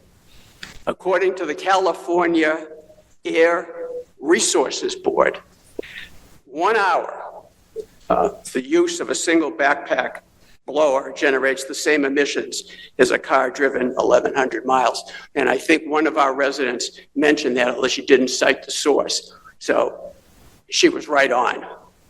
According to the Environmental Protection Agency, in 2020, gas leaf blowers and gas string trimmers were responsible for 85% of all fine particulate emissions and 51% of all volatile organic compound emissions of all gasoline-powered lawn and garden equipment. And that's just what comes out of the back end of the leaf blowers. What's coming out of the front end? Well, they're blowing at speeds of 180, 200 miles per hour. This is hurricane category 5 airspeeds.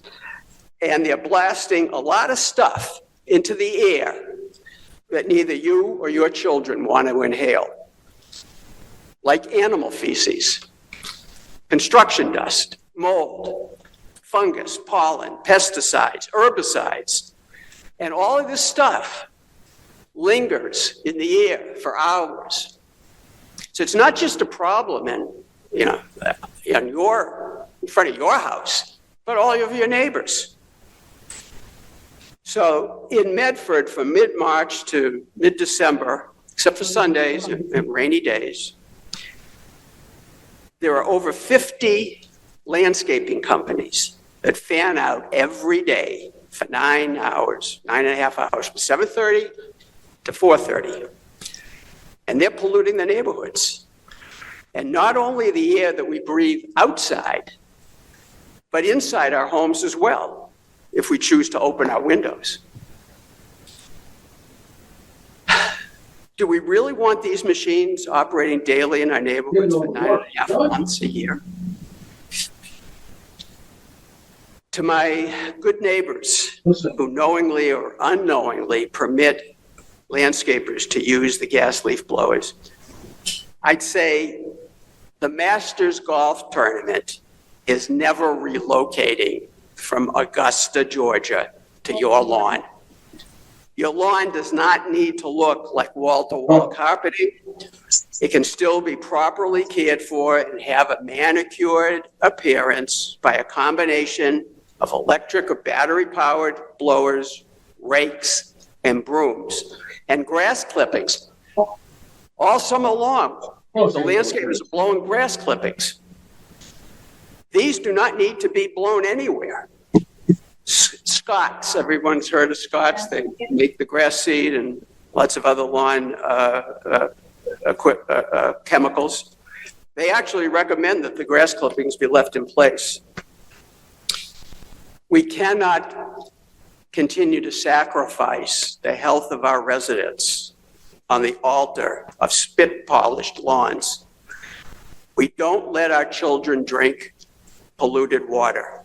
Why should we have them breathe polluted air when we have it within our power to make the air a lot cleaner and healthier? There was a lot of talk here about enforcement. And my response is that this is an imaginary problem. Of course, there will be some violators, but there are legal remedies to address that, any non-compliance. If we pass an ordinance, most people and most businesses will comply because most people and most businesses are in fact law-abiding. And as for the minority of violators, first of all, a gentle reminder is likely all that is needed, such as a letter from the Board of Health or from the building department, or just having the homeowner who's hiring the landscapers indicate to the landscaper that we do have an ordinance and we would like you to comply with it. There are other remedies, but I doubt it would ever get to having to go beyond what I've just suggested. There's also a standard refrain from landscapers that they would have to increase their rates if they couldn't use their blowers. I haven't seen any evidence of that where gas leaf blowers have been banned. And to those who say that rates would go up, I have to ask those same landscapers, did you lower your rates after you began using the leaf blowers? I doubt it. Banning gas leaf blowers at all times and restricting the electric and battery power to the spring cleanup and fall leaf removal is not a radical movement, as some would seem to suggest, because there is no national ban on gas leaf blowers. It is up to municipalities to act, and hundreds have. I want to just quickly. Norman, I'm just going to have to give you like one more minute. Here's a sampling of cities and towns in the United States that have already passed ordinances banning gas leaf blowers, all without civil unrest, I might add. Palo Alto, Pasadena, Santa Monica, Oakland, and at least 20 others in California. Seattle, Washington, Aspen, Colorado, Miami Beach, Naples, Florida, Somerset, Maryland, Larchmont, New York, Montclair, New Jersey, Washington, D.C., and here in Massachusetts, Concord, Belmont, and Arlington. We talked about I'm going to skip over the ordinance itself because a lot of work still needs to be done on it. But I just want to finally, I'd be remiss if I didn't thank President Morell for all her skill and hard work, hours of work that she has invested in bringing this important ordinance to near fruition. Thank you very much for the time. Thank you very much. Any other comment? Harry, I know you wanted to come up. Anyone else? I'm not seeing any hands on Zoom, but if you'd like to comment, please feel free to raise your hands on Zoom. Seeing none, I'll go to Harry again. Thank you. Harry McGilvey, 4 Piedmont Road. I never read the owner's manual. This guy just scared the crap out of me for... I think we were all looking a little bit down as he was Anyways, City of Medford has a vac truck. And most contractors have a vac truck. I'm just making a point here. You talk about loud noise and but they can't get things done without that vac truck. We had that McCourt project go through the City of Medford for 5 years. There were portions of that project where there were so many utilities underground. Without the vac truck, they wouldn't have been able to dig the holes. So that's my point. As much as we want to make gas-powered equipment, the devil here, we need it. So let's just be careful as to what we ban and what we don't ban. Thank you. Thank you. Any further comment from members of the public at this time? Seeing none, I will go to Councillor Singh, and then President Morell, and then Councillor Collins. Councillor Singh. I don't want to step on anyone's toes here. I appreciated all that feedback. I think it was useful, and I think it showed me that I think we're all a little bit closer to our goals than we appreciate, than we realize. I think that what I'm hearing from residents needs to take care of their lawns, and also what we support here from our conversations tonight, it seems like there's a big appetite for exemptions for battery/electric powered leaf blowers. I think that something that there's also that we should be looking at a city council, that there seems to be agreement on our minor adjustments to hours, to operations on Sunday, the start dates of leaf blowing season, like March 1st and September 15th instead of March 16th and October 1st, and increasing the de minimis time from 5 minutes to something a bit more reasonable, more realistic to match residents' demands. But I think as residents have reminded us, many of us have been elected on platforms specifically on noise pollution and environmental pollution, and we do owe it to our voters to move on an actionable example of this. I think the question is, what does that look like? But I do think that there is more consensus than we realize. President Morell.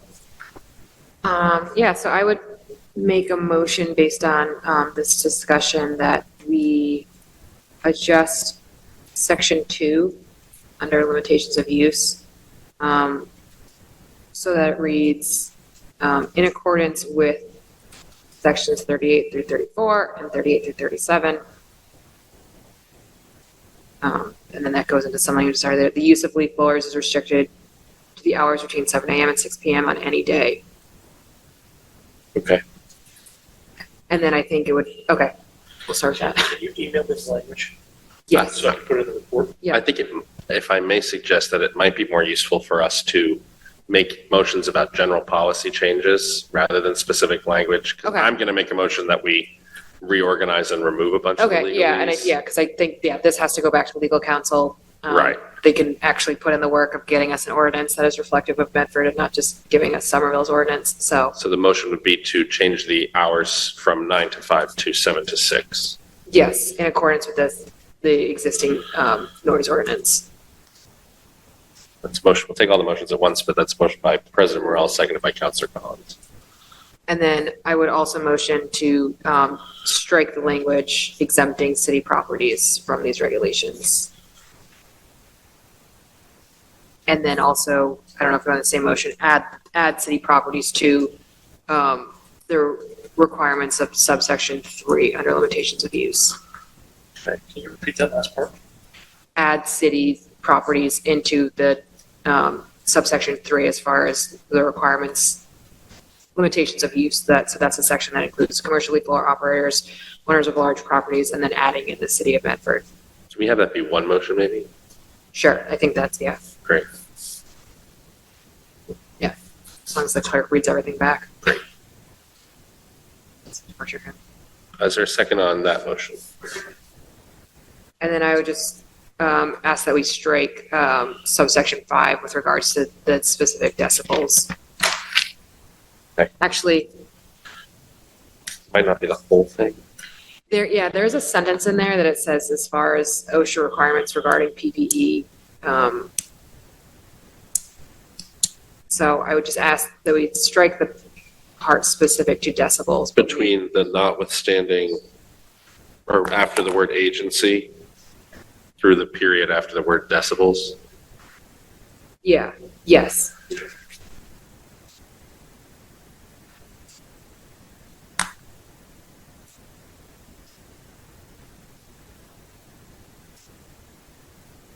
Is there a second on that motion? All right, I can stop there to let other counselors talk. Give me 1 second. I just want to catch up here.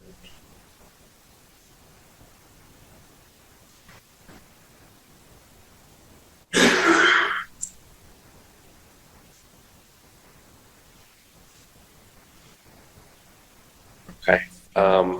Any further motions? Councilor Collins. I think that President Morrell already made the motions that I was planning, so thank you for that.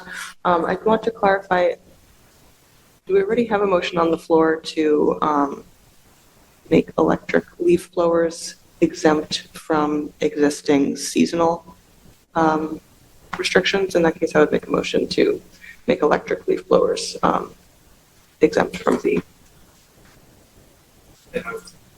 I was, so it'd be a motion to just that the electric could be used year round? Okay.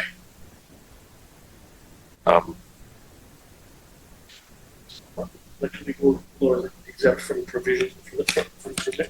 How do you want I think it should. Well, I think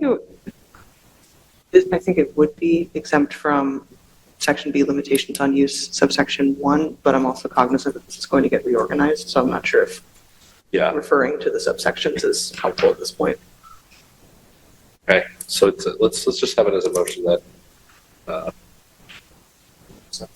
electric and battery leaf blowers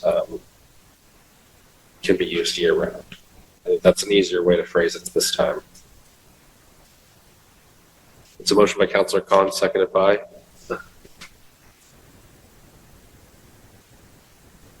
Oh, and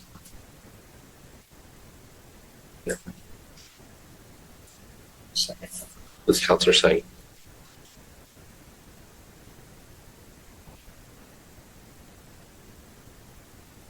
Councilor Collins? I have a feeling this is the second motion will tie into what you were planning to propose, Councilor Bears, but I would also motion to rephrase section B subsection 7 to just clarify that there's an exemption for permitting and mitigation plans and permitting fees for residents using leaf blowers on their own properties, and I think that probably referring to residents is most clear as opposed to owner occupiers, property owners, et cetera, to make sure. Individual on the property at which they reside is the current language. Well, there you go. And I think, just if I could interject, I think that sentence too, if we just strike the word de minimis and that sentence about de minimis, I think it serves our original intent without adding the confusion of de minimis, defining de minimis. Maybe that's a good place to start. But just a suggestion.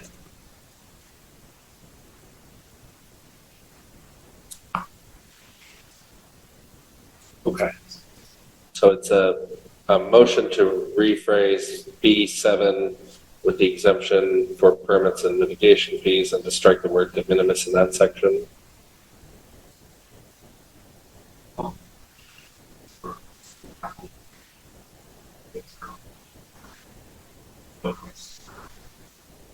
Exempts everything. Right.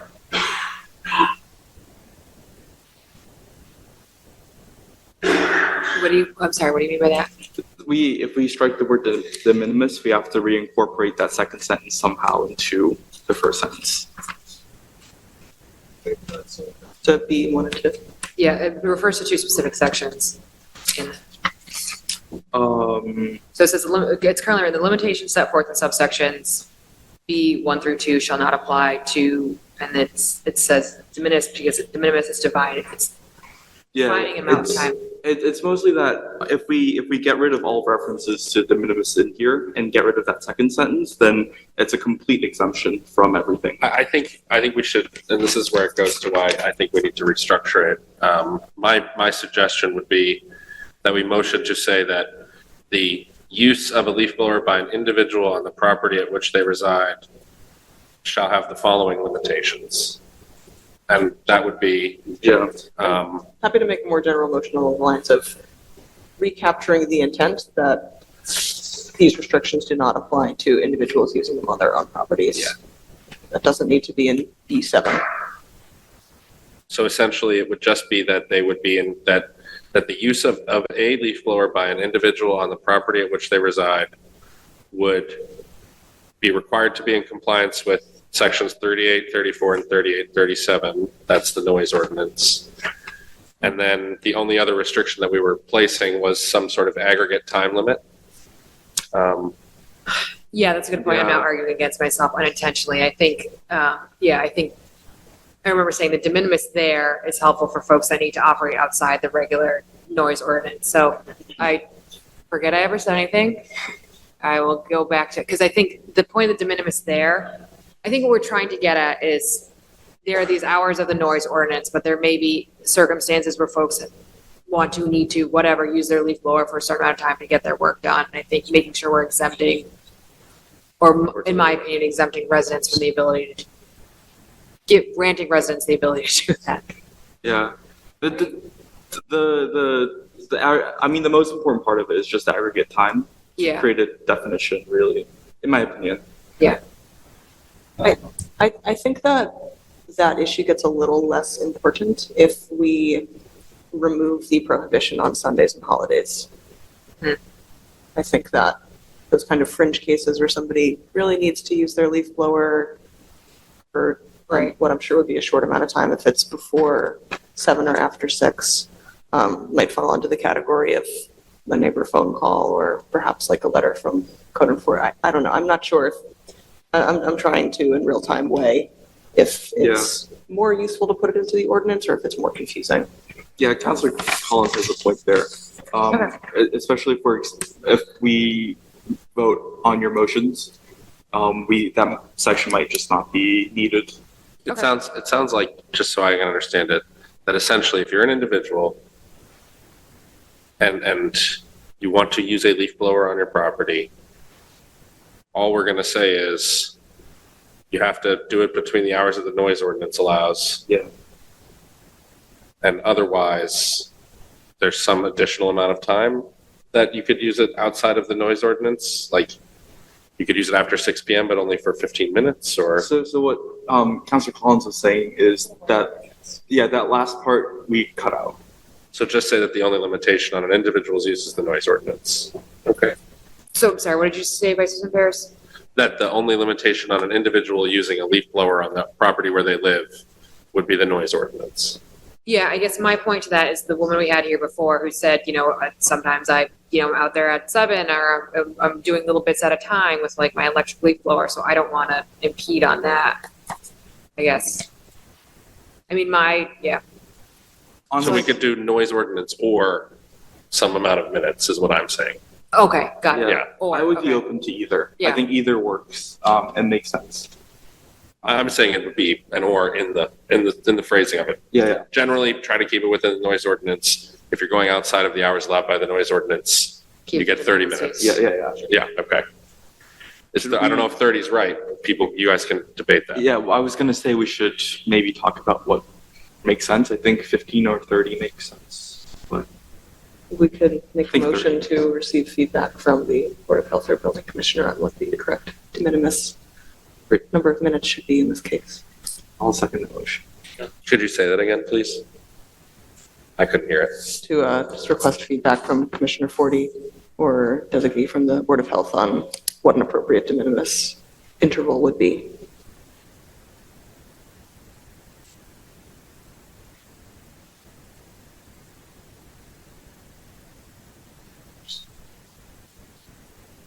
Yeah.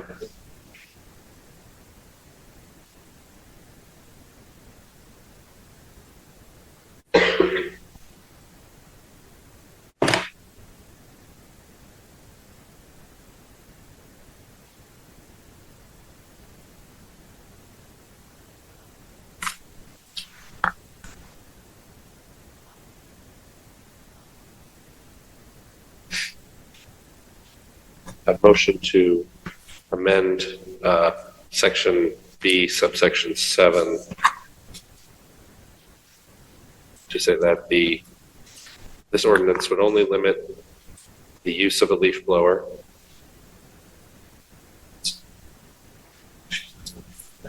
I'm going to get there. This ordinance would only limit the use of a leaf blower by an individual. Yeah. The use of a leaf blower by an individual on the property at which they reside.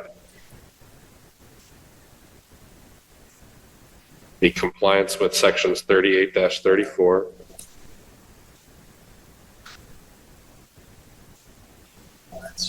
With sections 38-34 and 38-37.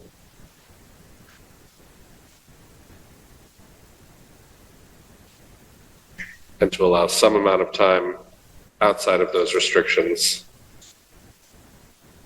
and request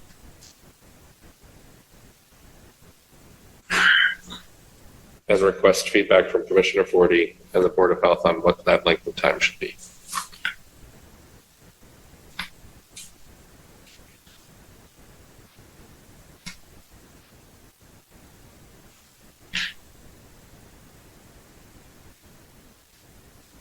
And that's a motion by Councilor Collins, seconded by Councilor Singh.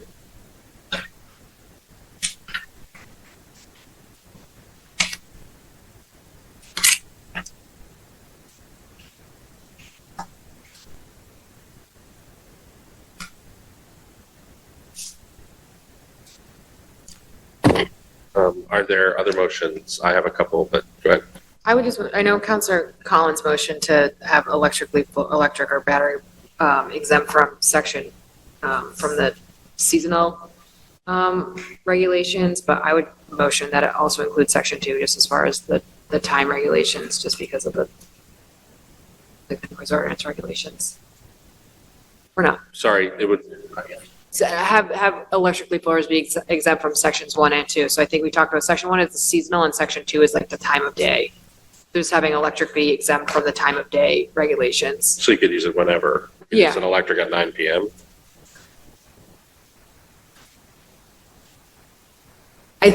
I mean, my thought is they're quiet enough, they don't need to be, but I mean, maybe this is a question for, I'll sit on that. I think because I think there's the noise ordinance related to the machinery, or there's a noise ordinance, the way the noise ordinance is written, and of course this leaves it up for interpretation, is specific to machinery. It says, no person shall perform work of a type that is excessively noisy and disturbing. So under the idea that this is not as noisy and disturbing as the gas, but I'm also fine to just let it lie and leave it for any future discussion or whatever. Yeah. I don't mean to get like so intensely into the weeds. Councilor Collins. I appreciate that. I think we could certainly. Yeah, This is a working draft. We could motion anything and further amend it. I think that would play differently in different neighborhoods of the city. Yeah. Thinking about my neighborhood in South Medford, it feels a little more out of bounds than I think it would in many other neighborhoods. So yeah, that's fair. Yeah, I'm not. Again, this is a living document at this point too. I'm not married to anything. Okay. Then the one other thing, or I just know I think that the dates that Mr. Keir shared were helpful.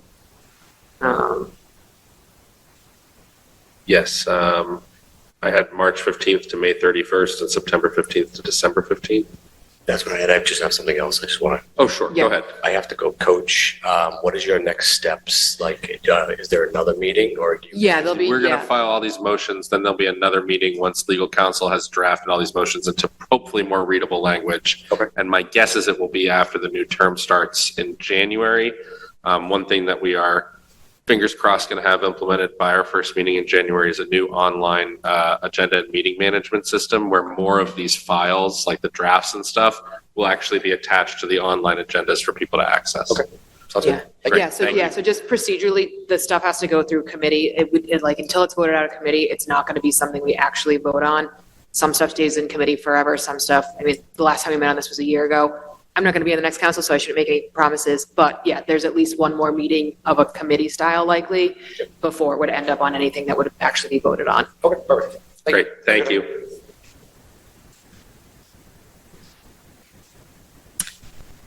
Someone else can motion. I know Vice President Bears has some motions, so I don't want to. Those were my two motions. I don't want to be I greedy would on all not- motions. let's stick with March 15th.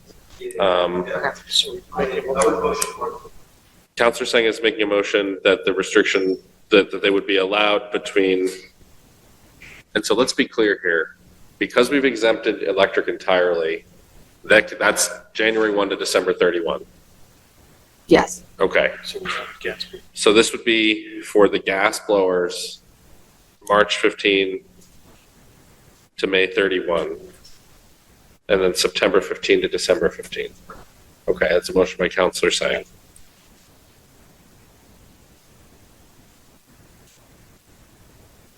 March 15th, May 31st, and September 15th, December 15th. Yes. I'm not going to amend, but I was going to suggest a little bit of a different approach, which is just only have the electric only allowed in the middle in that summer period. Because I don't really see the value between December 15th and March 15th of allowing the electric. I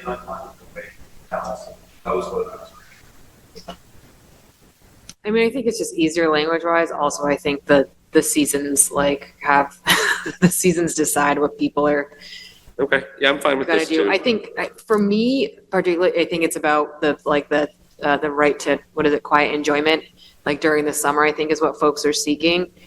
I think sometimes, we talked about leaf collection. I think the seasons are changing so much that there may be, I don't know, God knows what to do when, earlier or later, but I think that having that quiet time that people can actually be outside, during the summer is important. Got it. Okay. So the motion is gas-powered leaf blowers only allowed to be used between March 15th and May 31st and September 15th and December 15th.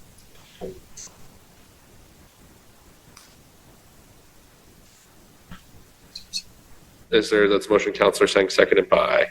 Second. Counselor Morrell, President Morrell.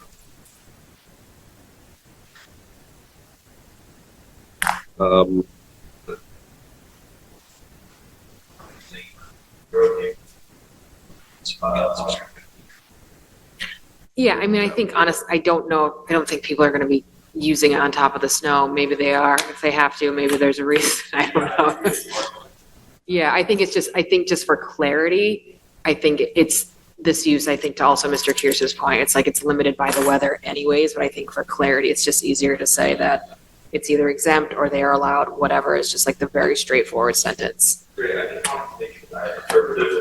Yeah, I'm not trying to design an ordinance where it's like, you're at a parking spot and like, in Cambridge or something, and you're reading 4 signs in a row, trying to do the math in between to figure out if you can actually park.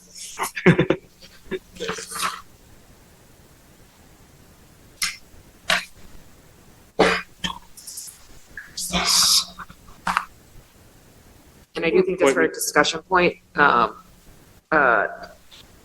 think it's worthy of discussion as far as the dates of the actual phase out. Perhaps they need to be pushed out a little bit. I know there's a bill in both the House and the Senate right now as far as funding for commercial landscapers to transition to electric. So I think there is some stuff moving in a way it hasn't before that maybe would support that. Again, I think if there's something coming up under another council, it's not going to be me, but just putting that up for consideration. Knowing this is a draft and it's still being worked on, doesn't have to, but I'm just putting it out there for consideration. I've got a few of my own. One is a motion to add a permit fee to a $100 permit fee to the commercial operators and OLP section, and that the commissioner will have the discretion to issue waivers. Do you need one of us to formally make that motion, or? Yeah, if you- I'll make that motion. Okay. Second.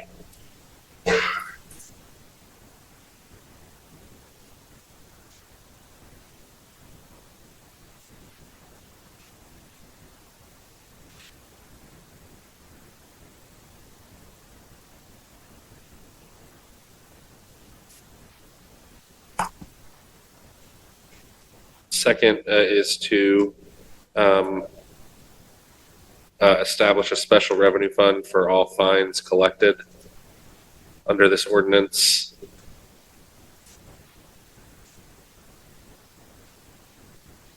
To fund enforcement. I'll also help you make that motion. Thank you. Second.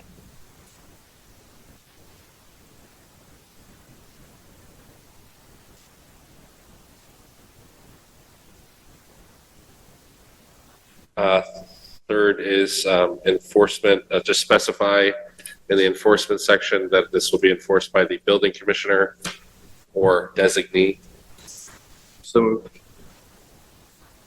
That'll be seconded by. Really Second. Sorry, sometimes I can't hear over there. I know. It's not the AC either. It must be the heat, Yeah. which I don't know if I have a key for. Yeah, it's loud on our. Yeah, but I'm pointing at the thermostat. These are the AC thermostats. That one doesn't do anything, and that's the heat. Imagine. Last is that I think we should adjust the structure of the limitations of use section to have limitations for individual, one subsection for individuals. How do we phrase that? I see what you're saying. Yeah. One section for individuals using a leaf blower at the property at which they reside. So moved. And a subsection for commercial, OLP, and municipal. Yep. Commercial operators, OLP, and municipal. So moved. Okay.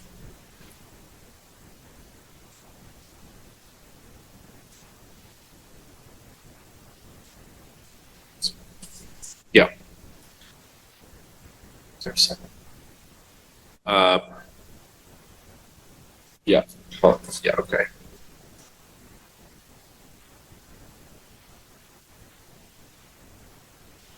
And the only thing here outside of that I had that we discussed that has not had a motion made is the Sunday and holiday. Oh, yeah. I think both. I think that the noise ordinance is just every day of the week. So Yeah. if we change that language to any day, I mean, I think to Mr. Kirsch's point, the commercial folks are, 7 to 6 any day. yeah. I think yeah. President That's Morrell how made it's a written. motion covering Let's go back that. to the first motion. Yeah, the first motion you made covers that. Okay, Yeah. yeah, I think just making sure the language any day is explicit. Yeah. Yeah. Because I don't think we want to send folks to then the ordinance to figure out what days it applies to. So I think the way it's written in the ordinance is 7 to 6 any day. Any day. Change the hours Yeah. from 9 to 5 to 7 to 6 to align with the noise ordinance.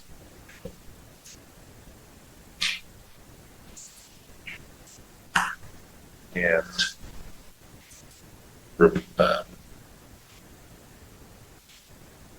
say 7 to 6 any day.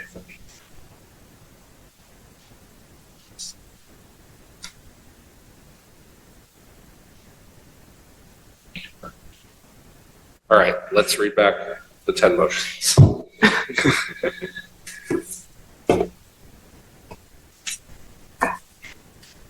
President Morrell moved to change the hours from 9 to 5 to 7 to 6 any day of the week to align with the noise ordinance. That's a second from Councilor Collins. President Morrell moved to strike the language exempting city properties and to add city properties into the subsection 3 as to the requirements. And that is a second from Councilor Singh. President Morrell moved to strike subsection 5 regarding the part specific to decibels. And that is a second from Councilor Collins. Councilor Collins moved to make electric and battery leaf blowers allowed for use year-round. That is a second from Councilor Singh. Councilor Collins moved to amend Section B, subsection 7, to limit the use of a leaf blower by an individual on the property at which they reside to be in compliance with Section 38-34 and 38-37, and to allow some amount of time outside of those restrictions, and request feedback from Commissioner Forty and the Board of Health on what the length of time should be. That's a second from Councilor Singh. Councilor Singh moved the gas blowers be allowed only from March 15th to May 31st, and then September 15th to December 15th. That is a second from President Morrell.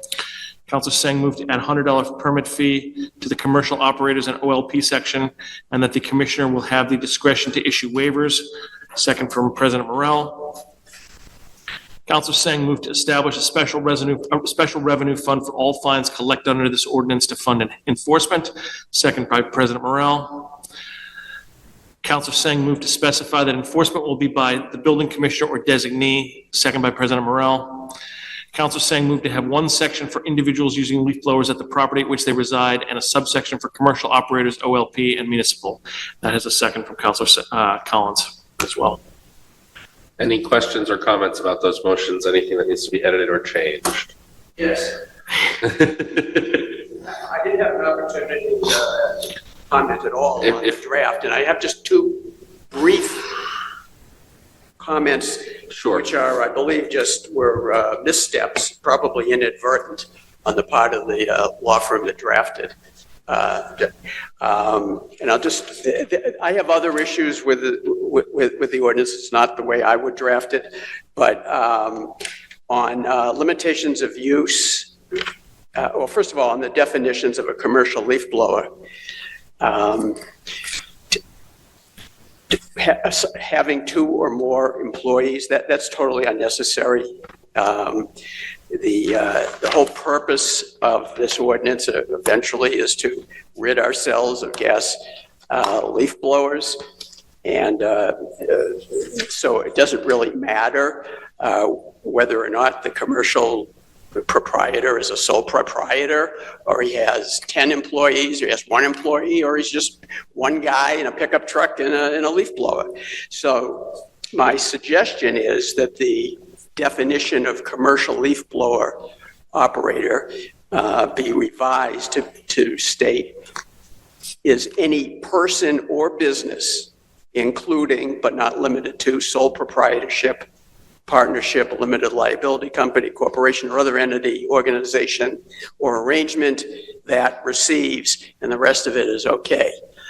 But I think it would allow for some mischievousness on the part of of businesses to evade these restrictions if they just set up small LLCs with just a manager and one employee. So I think, and my review of ordinances across the country, almost all of them define the commercial leaf blower as just a person or a business, and they do not talk about how many employees. The other item is on limitations of use, B2, which states that the allowance of up to 1 continuous hour of leaf blowing. No operators are, as much as I dislike them, I have never seen or never heard any of them going continuously for an hour. One of the problems, one of the insidious aspects of this is that they're on and off. You just don't know at random while the landscapers are on the properties. So I would suggest revising that to say that on parcels of 10,000 square feet or less, only 1 leaf blower may be used, but not more than a total of 30 minutes per day. And that could be broken up into however they decide to do that. On parcels larger than 10,000 square feet, only 1 leaf blower may be used, but not for more than a total of 30 minutes per day within each 10,000 square foot area. So those are the two, that's the two low-hanging fruit for me on the ordinance as drafted. That's the October 2022 draft. Yep. I'll just say in closing that paragraph 3 really needs some work. And since it'll be going back to the law firm, I'm sure that they will, under President Morrell's guidance, take a look at that and try to redraft it for some clarity. Do you have any specific comments that we can share with them? Well, yes, I do, actually. Pro bono. When they talk about such land, it's not specifically defined in the document. I think the drafter intended it to apply only to 1 or more adjoining parcels that together comprise a total of 2 acres. If so, that needs to be spelled out. Another construction flaw there is the unnecessary vagueness caused by joining commercial leaf blower operators and OLP seeking to operate leaf blowers. Does seeking to operate leaf blowers on such land apply to commercial leaf blower operators as well as OLP? To be really clear, I think it has to read, neither commercial leaf blower operators seeking to operate leaf blowers on 1 or more adjoining parcels that together comprise a total of 2 acres or more, nor OLP seeking to operate leaf blowers on 1 or more adjoining parcels that together comprise a total of 2 acres or more shall be permitted to operate leaf blowers. I mean, I think that's an improvement, but really to expect businesses, to grasp what they can and cannot do, I think it really has to be clarified and simplified, and I think that can be done. I'm not prepared to do that at the moment, but I'd be happy to work with President Morrell or that law firm, or just submit my ideas generally to the council. If you look, and I'd be happy to send to President Morrell a half dozen or so of these ordinances from around the country. I have them all. Every community that I mentioned when I last spoke, I actually have printed out their ordinance from their municipal code. And some of them are elegantly simple and straightforward. And, a sixth grader could understand it. I mean, what we're dealing with here, unfortunately, is it gets into the weeds very quickly. Yeah. And I think that's part of the problem. I mean, we heard it from residents who were, somewhat puzzled and befuddled by what does this mean? And what can I do? And actually misinterpreting what should be spelled out clearly. So, I think this was originally designed from a template, maybe taken from some other ordinance from another community. And that's okay if it works. But if it doesn't, there's nothing wrong with blowing this whole thing up and starting again with something fresh, simple, clear, and get the job done. If you could send, I tried to get it down, but specifically that language for that first section and first clause of subsection 3, that would be helpful. I will. And then I personally, and I'm sure through President Morrell to all the counselors, if there's like one or two of your favorites, and ideally one of them being maybe Massachusetts, although I don't, I'm not betting on Lexington and Arlington, Belmont, and Concord. I think I might be leaning to Evanston, Illinois, but don't quote me on that. They tend to be, well, maybe one, if you could give us your favorite from, in terms of the simple language, from an external, and then maybe also if there's one from Massachusetts that you think is at all not jargon ridden. Right. That could be helpful in guiding. We could say, hey, we want it to read more like this. I'm on it. Thank you. I appreciate you're definitely on it, Norman. No one can say otherwise. Yeah. We're appreciative of it, really. Yeah, thank you. Well, no, it's a good thing. Honestly, I don't think often enough we have, and I don't mean this with levity, really, dramatic readings from owner-operator manuals. And it sounds funny to say it that way, but the company's telling you this is dangerous, I know. And in very clear and specific terms about why it's dangerous. And I think that's important. I think it opened everyone's mind in the room, regardless of where they were on this, to say, hey, this is something we should be looking at. So I appreciate it. If that's what Steele's is telling you in writing, you can only imagine what their corporate board members are saying in private. Yeah, right. Exactly. I mean, just like we learned from Lorillard and the big tobacco cases. Yeah. When we finally got the emails. Yeah. Okay, great. All right. So we will, is there a motion we want to make to review that suggested language? Yeah, I think, we'll just motion to review suggested language provided. Submitted by resident, yeah. Yeah, all right. Second. But I think I would probably also motion to, Join. I'm taking a guess here, but join all the motions. Yes, that was my. Yeah. Gonna take them one by one. Can we voice vote? No, could we roll call them one by one? We don't need to roll call, by the way. I'm joking. I don't want to.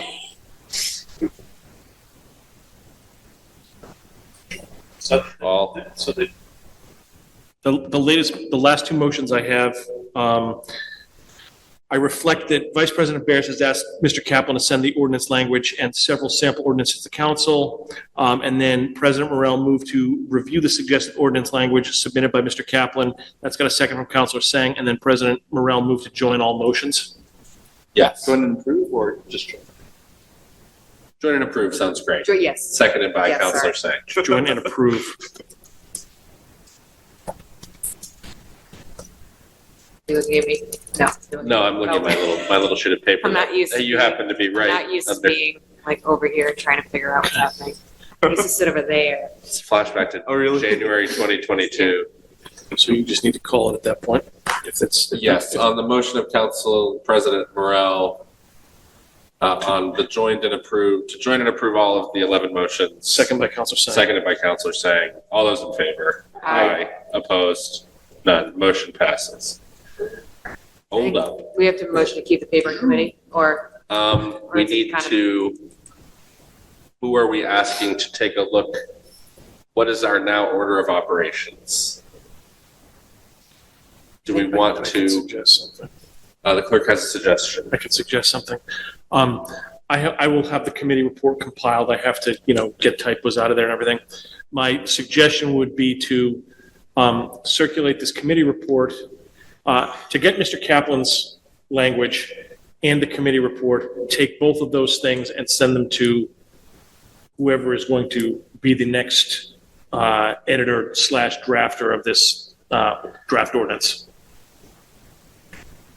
And do we want, given that we kind of are in this place, because do we want to go to KP with this? And do we think that they'll give us what we want if we go to them? I think herein lies the challenge of not having a city solicitor. This is stuff that historically would go to a city solicitor that we'd work hand in hand with. And Does anyone want to take a swing at it? Councilor Collins will take a swing at it. I'd be happy to do it too, but since. All right. so I think it would be, so a motion to, yeah. Your mic's on. You are now. Kevin got you. I think that obviously it's not ideal. It'd be nice if we had in-house legal service that we could rely on, but I think that this is the process that we've been taking for a lot of this term so far. Is one of us takes a first stab at it, gets input, and then it is submitted for a actual legal review to make sure find what we missed. But I think we'll probably get closer to what we want faster if one of us does the reorganization. It also seems like that approach results in fewer flags, red flags, and Yeah, so I think that the process would be to have the edits incorporated by Councilor Sang, and then probably another committee meeting, and then once that looks good, send it out for legal review. You could go that route. I was even thinking if whichever one of you wants to take the first pass, it could then come to us and we could send it to KP if we think we're in a place to send it to KP at that point. Okay. If you're cool with that, maybe skip a committee. If we feel like it's so substantively, if we judge that it's so substantively different that we feel like it need to have another meeting before we submit it to council. Okay. Something like that. Yeah, so I think, just some motion to have Councilor Sang incorporate or I don't know. Do you want to do it? motion to have the edits incorporated, I can just remove the doer for motion to have the edits incorporated into a draft to be shared with KP Law for legal review. Yeah, that before sounds coming back good. to the council. Then we can kind of tag team it if we need to. 3 of us can tag team it. Someone will be left out. So President, we're move to have the edits incorporated into a draft to be shared with KP Law for legal review. Yeah.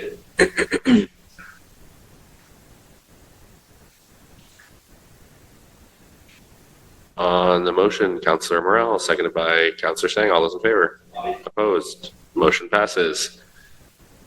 On the motion to keep the paper in committee and adjourn by Councilor Collins, seconded by Second.